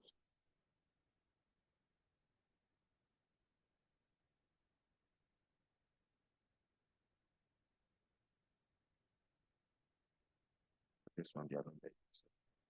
I have several ways of doing this. You can either use a function like we've been using, or since there are not many, you can just take tel $. We want to factor churn. Okay, so churn. Okay, let's factor tel. Oh, yes, it's tel. Yeah, let's factor tel churn. Okay, so it will factor churn. Okay, and still name it the same name as we've been using. Okay, all right. So let's do that for contract. This one, total charges is numeric, so we leave it as it is. Let's do for contract. So here, let's select contracts, and then we factor contracts too. Yeah.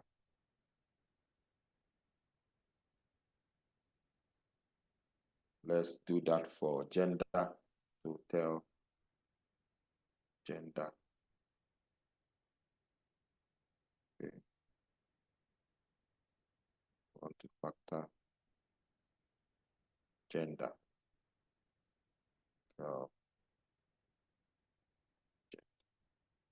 So lastly, let's look at the payment method. So tell payment method.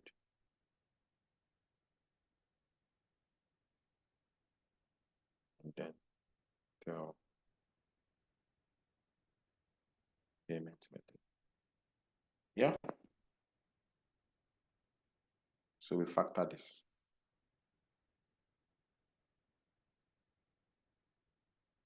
So there are a number of ways to go about factoring. Okay.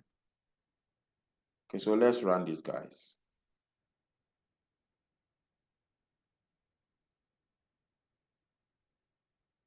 Okay, good to go.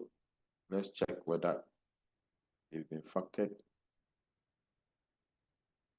So this is tell, isn't it? So now when we check our tell, we should see that all the categorical variables have been factored. Yeah. So now we are good to go with our random forest.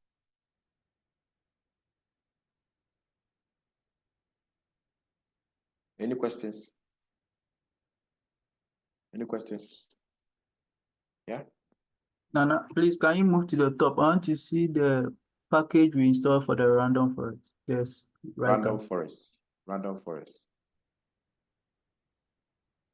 Okay, thank you. Small r, capital F. Okay.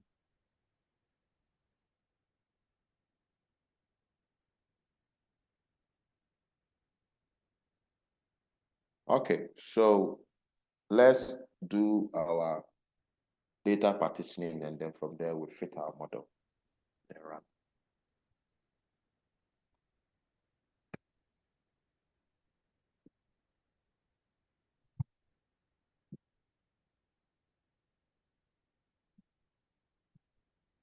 Okay.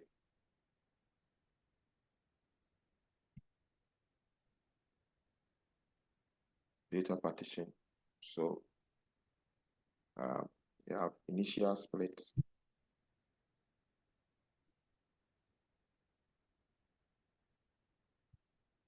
So we are taking from the tell data set, okay? Then our proportion, let's use 80%, yeah? 80%. Then our strata, we want to, our outcome variable is churn, yeah? All right, so for this telco split,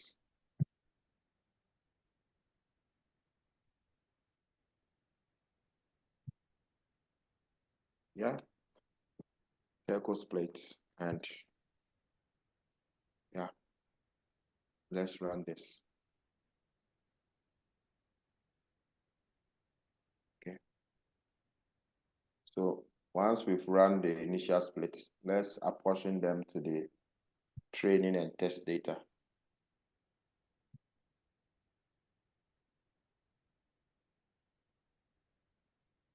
So we can call one tell train and then one tell test. Okay, makes it easier.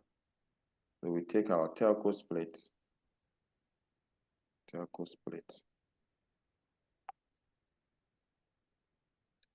and then we pipe that.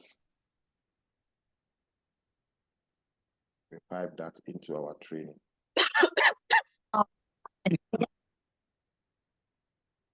So let's call this tell train, yeah?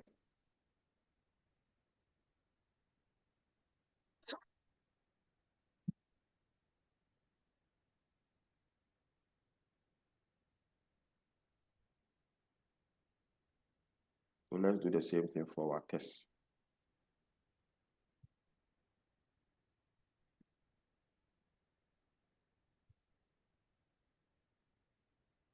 Just tell test, yeah.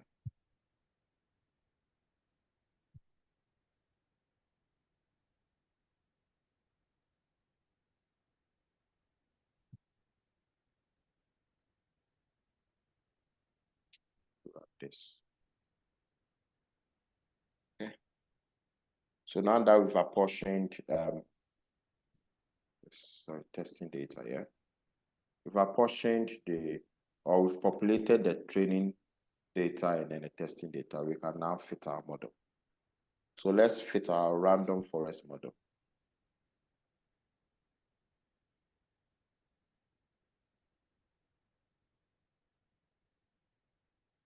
Let's fit our random forest model. So the function is random forest, capital F, okay? So random here, random forest. Okay. So it takes the outcome variable, okay? So formula is equal to chain filter everybody. Okay, and then our data, we use our train data, so we tell train. And then it has another argument, number of trees. Okay, so this is n tree. So this n tree. So we can, so one good thing about random forest is that it can take so many number of trees. So we can start with 50 different trees.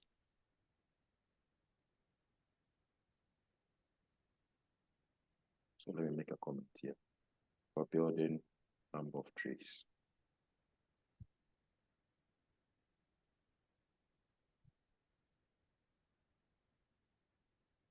Okay, so let's run our model. So let's call this random forest model, okay?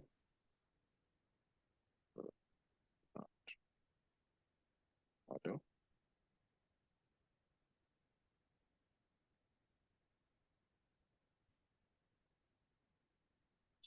Run this.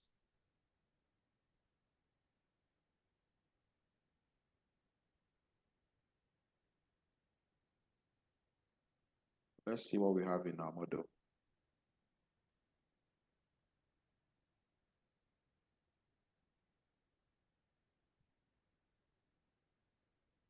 Okay.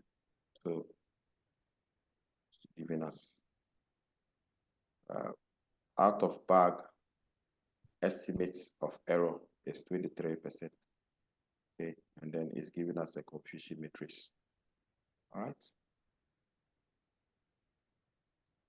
Okay. Yes. So should we be getting different figures here? You say? Should we be getting different figures here? My error was 24% and the figures were different. 24% is the same thing here. It's approximately 24%. Isn't it? Yeah. Remember, the splitting, your splitting will not be the same as mine. Okay. Okay. I've explained this over and over again. Because your splitting, we did 80-20, okay? But there are some, though it's all 80-20, there are some observations that will be in my test, which for you, it will be in your train, isn't it? Because your computer generated it randomly. So there might be slight changes here, but the overall interpretation should be the same. Yeah. Okay. All right.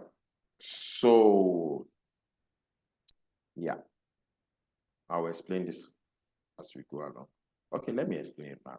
The OOB is the out of bag error. Out of bag error. So it looks at, this one is like using different features.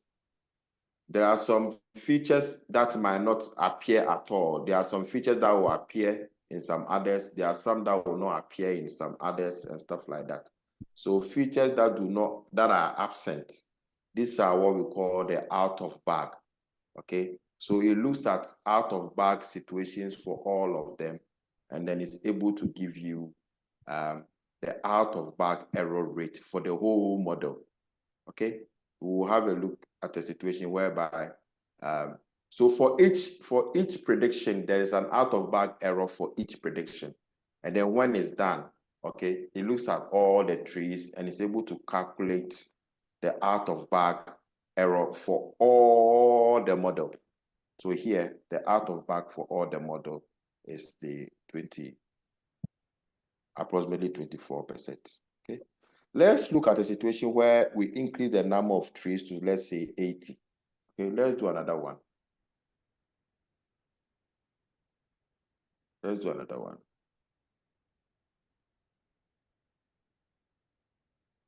Let's call this 2, R2, okay? And then we increase this to 80, for instance. Okay. So that one was, let's see the model.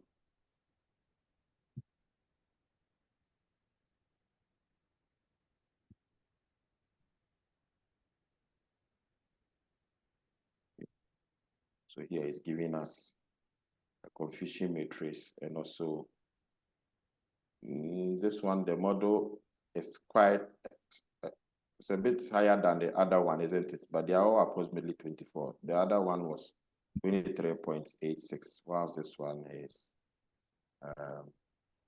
23.96. Okay, slides. Okay, so let's do some predictions. Okay. Excuse me, Nana. Yes. Forgive me, I'm still lost on the out-of-bag estimate. Are we looking for a small figure or a large figure?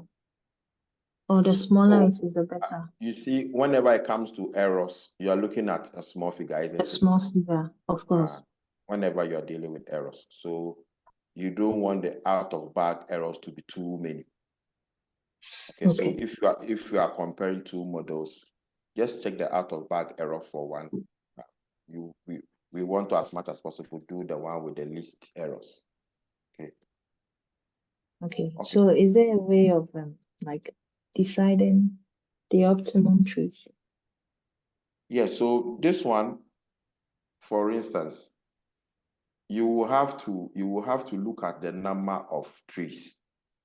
So you play around with the number of trees. So you see that I increased the number of trees to 80. The first one was 50. 50 trees. Okay. And then the error was this. Okay.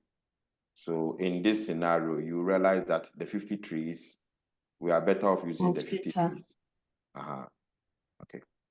So, but there are other parameters that we'll look at. So you see that it is giving you a confusion. We will also look at the sensitivity and then the specificity. Okay. All right. So let's do our prediction.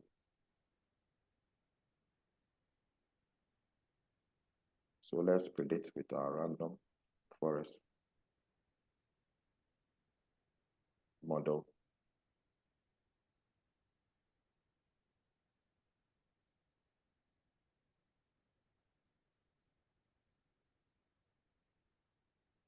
Okay, so this is quite familiar. So we predict. So let's use the first one, okay? Let's use this one. So predict model.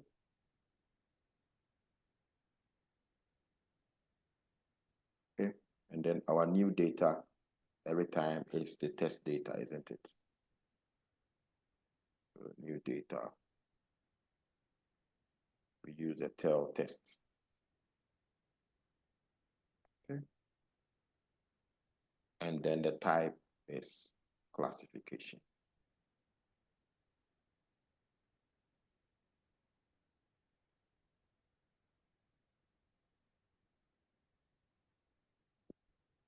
Okay. So let's call this class prediction.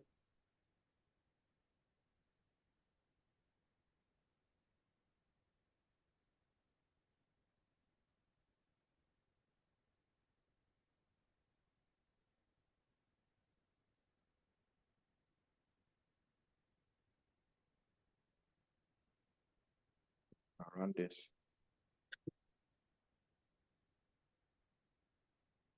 Okay. There are other packages that also do the confusion matrix. Okay. We don't have to calculate it by ourselves. Let's try using one of them. Let's install the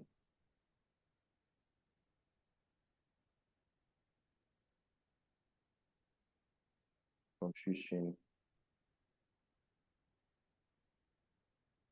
matrix using let's use the caret package. Okay, so you can install the caret package.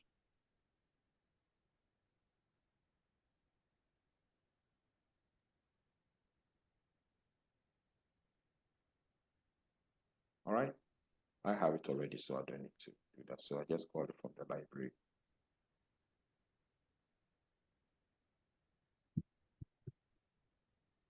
Yeah. So I can actually call the confusion matrix.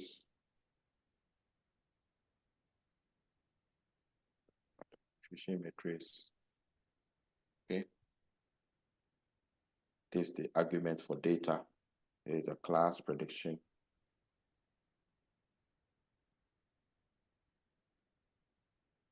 Class prediction. Okay. Then it takes an argument for the reference. So the reference is like the truth and tidy models. Okay. So this is the actual. So we take the tail test. Okay. And then we use the column for the chain. Okay. So we use the $sign for the chain. Okay. So let's call this CM for confusion matrix.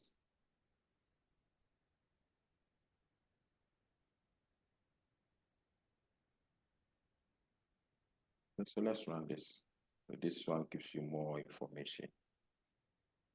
Okay. So if you call CM, it automatically does everything for you instead of what we've done in the past, where to do the we have various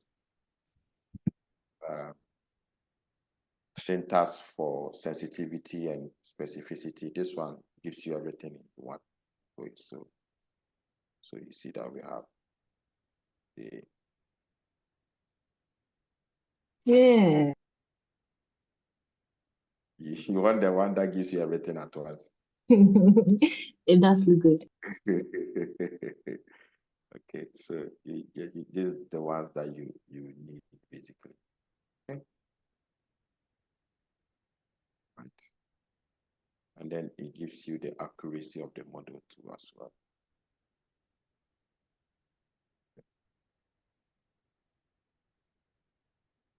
All right. Can I ask a question? Yes. With the interchange of the positions of yes and no within our confusion matrix, wouldn't that affect the calculation of the specificity and sensitivity as it did when we were trying the first time?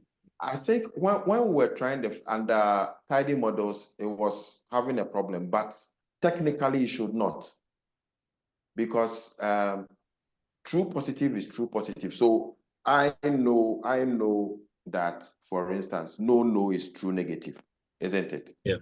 Yes, okay. So when I'm calculating accuracy, I can easily pick this up. Okay, I will take the true positive and then the true negative. But the issue we're having with tidy models is that it's been programmed to take the first column and first row as yes. Have you seen? So it was rather giving us the value for sensitivity as specificity. Oh, okay. And then the other way for sensitivity. Okay. All right. But we know how to calculate. So sometimes when you do these things, you can check manually to see whether the thing is giving you the correct stuff. Yeah. Okay. Thanks. Okay. All right, so basically it gives you the parameters of the model. Okay. I don't see out of bag. Does it give us so correct doesn't give us the out of bag error. Okay, so all right, but there's a way to find it out. Okay, we did for the first one. So we'll be able to find out. That's no problem. Okay, any questions? Any questions on this? Okay.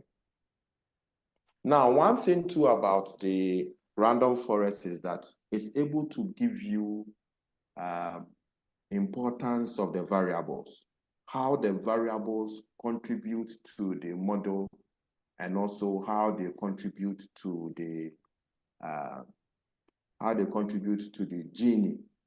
Okay, remember the Gini is a measure of the impurity of the model. Okay, so it gives you an idea which models are very, very important. All right, so if you are considering removing some variables from your model, then you don't remove the important ones. Okay, so let's see how we can bring that information. Okay, so important features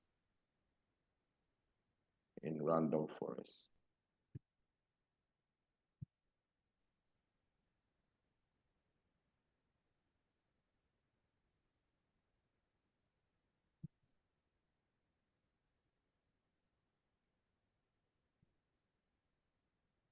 So let's so the first one that we did, for instance, the random one. Okay, let's go and bring that guy.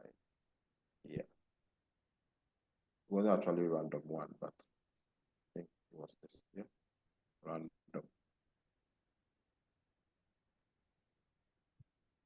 So let's name this guy random 3, model 3. Okay.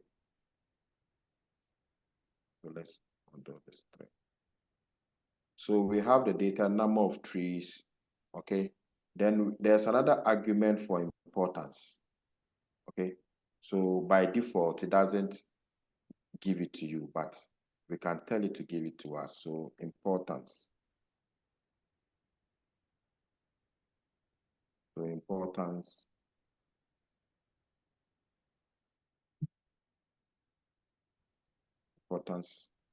is equal to true.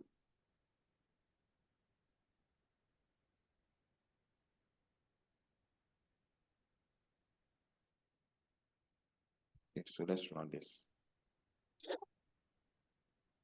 Okay, so let's visualize the importance.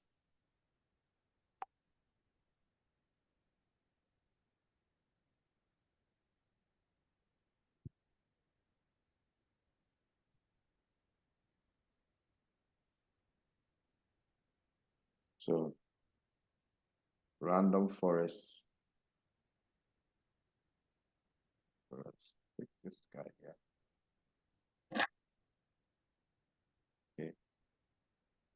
We do the vary plot. Okay.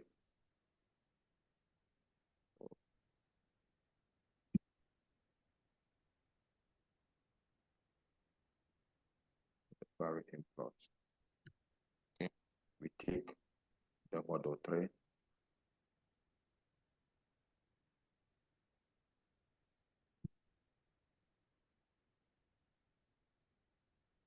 Okay. That is sort out. So true. And let it give it a heading.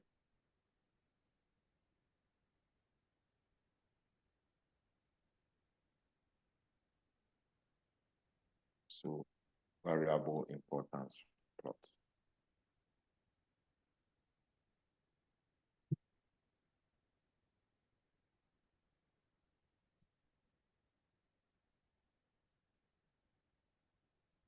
Okay. So Let's run this guy here.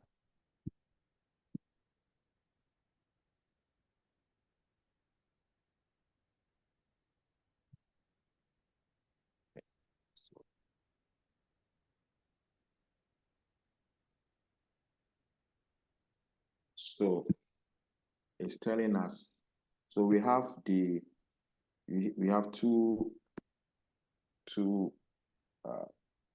graphs here. One is the mean decrease accuracy, and then one is the mean decrease Gini. So the mean decrease accuracy tells you the influence that these variables have on the accuracy of the model. Okay, so in terms of accuracy, you see that contrast is very, very important. Okay, in terms of, okay, when it comes to payment method, followed by payment method, and then total charges, gender is not very important. Okay, so you could try it when we finish this. You could try it and remove gender from the data set and see whether it will improve your model. Okay. In terms of contribution to the purity of the reagents, okay, that is the mean decrease Gini.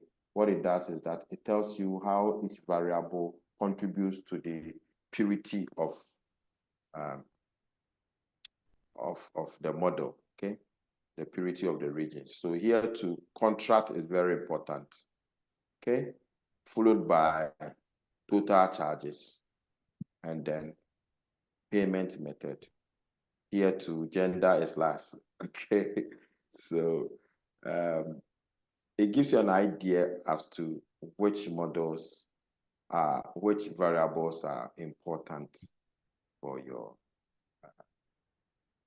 model. Yes, Nancy, your hand is up. Yeah, Nana, please. This variable importance plot, Yes. it's only in random forest. We can't do it for Yes, in random forest. You'll be able to do that in random forest, but not for the like others. random forest only. Yes, as far as Okay. I'm concerned. All right. So it's one of the advantages of using random forest. Yes, yes.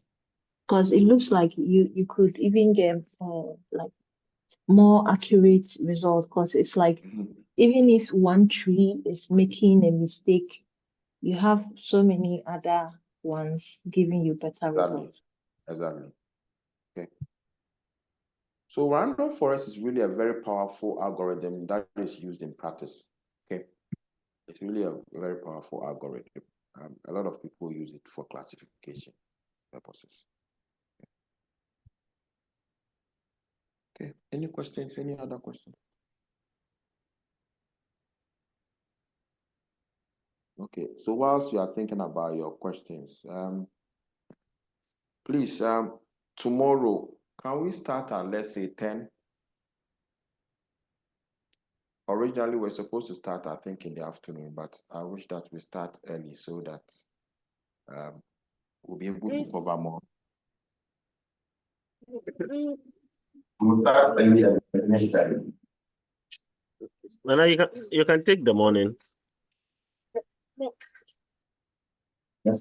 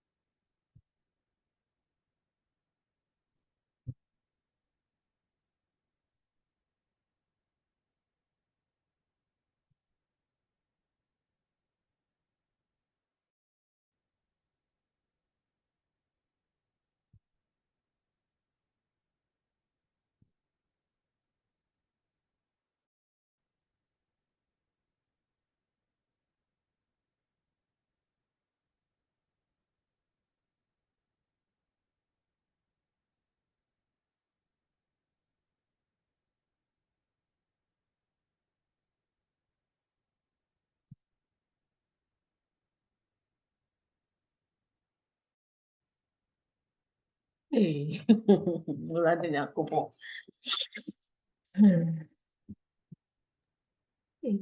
Christy, what for you?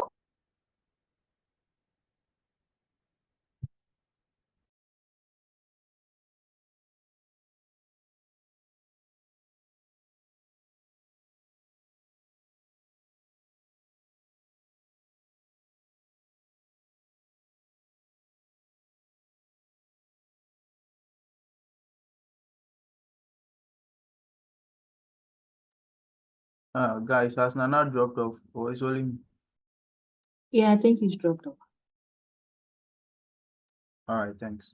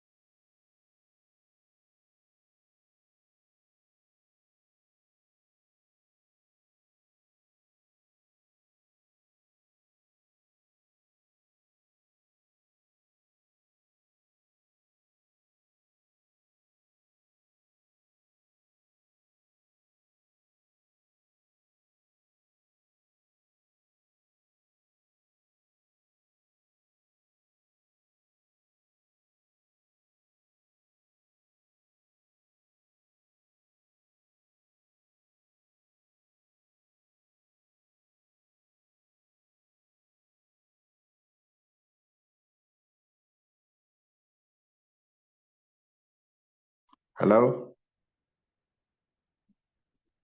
Hello, Nana.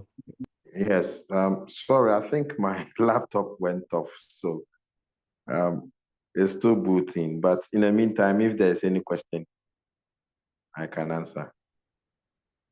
Yes, Nana, I have one. Yes, yes. Looking at the random forest, this is just me, but it seems to me that random forest is just decision tree on steroids. So Yes. if Yes, just that the other advantage is that decision trees, it doesn't matter how complex the tree becomes, it's only one tree. Okay. Okay. Have you seen? So Whilst the yes. random forest, you can have so many trees with different fruits. Okay. So in what situation are we advised to use a decision tree model, and what situations will it be advisable to use a random forest model? Especially when you have so many data, okay? Random forest will be better because decision tree normally where there is the predators are highly correlated, it leads to overfitting. Have you seen?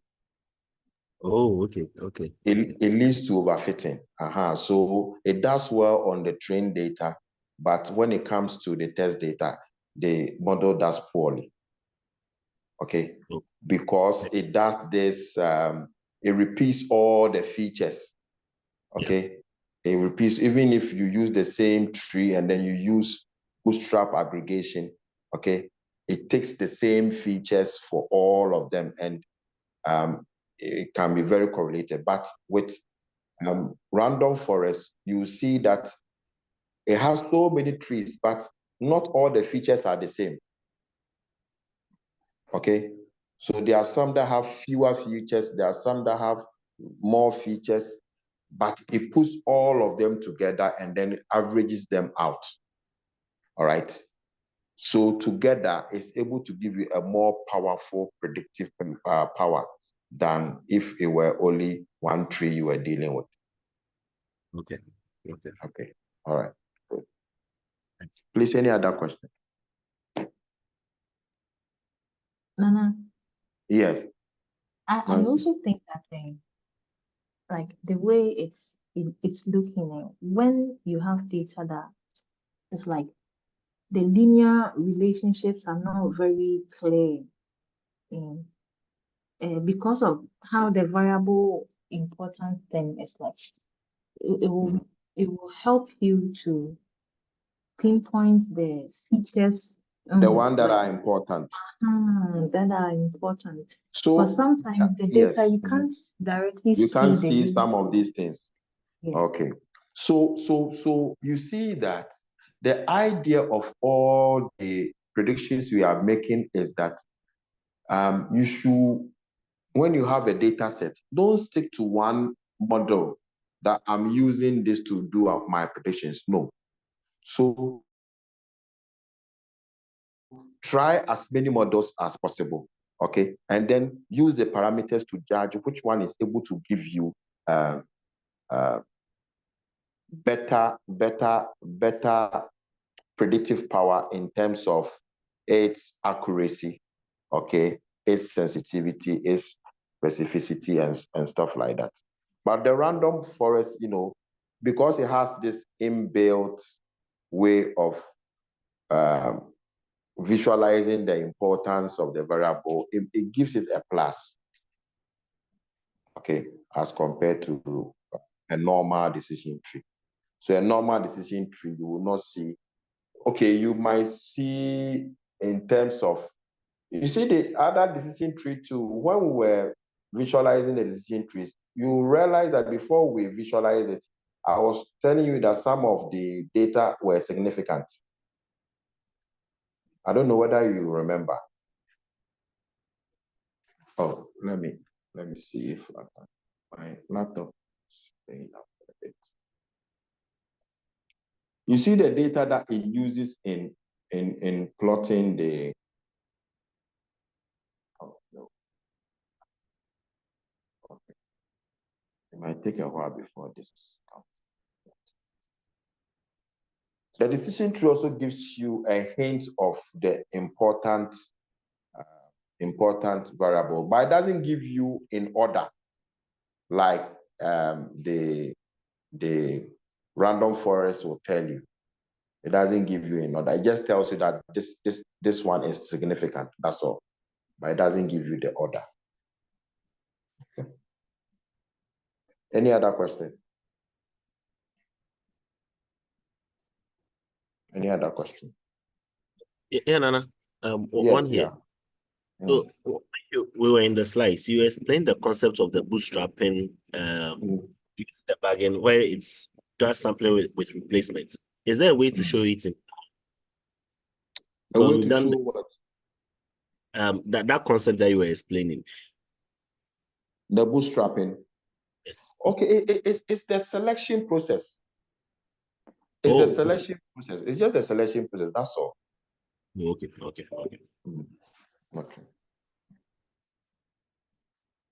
All right. Okay. Right. So please, I don't know. Is it possible for us to meet at 10 tomorrow instead of 12:30?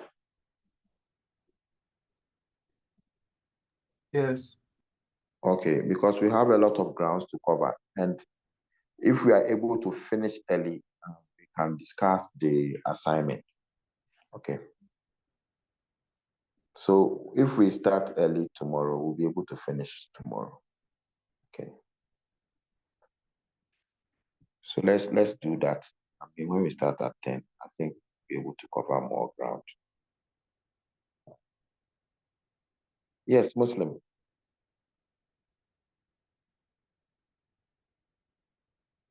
Oh, okay. Musa, I thought I saw your hand up. Oh no. Okay, all right. Nana, Okay, please, so may yes, I ask what we will be doing tomorrow? Tomorrow. Yeah. Yeah, so tomorrow we'll be looking at support vector machines, we'll be looking at artificial neural network, and then naive Bayes. Okay. So we have 3 models. Today we've done like three because we've done decision models, decision trees, regression trees, and also random forest. I want to give you as many models as possible so that when you go out there, you'll be able to deal with a lot of issues that might come across your table. Okay. That you go out, you go out in confidence, isn't it? Okay. Thank All you. right. So yeah.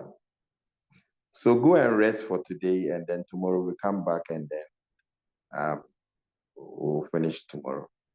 Okay. And then God willing, we will also discuss your project. Okay. Hey. All right. Okay.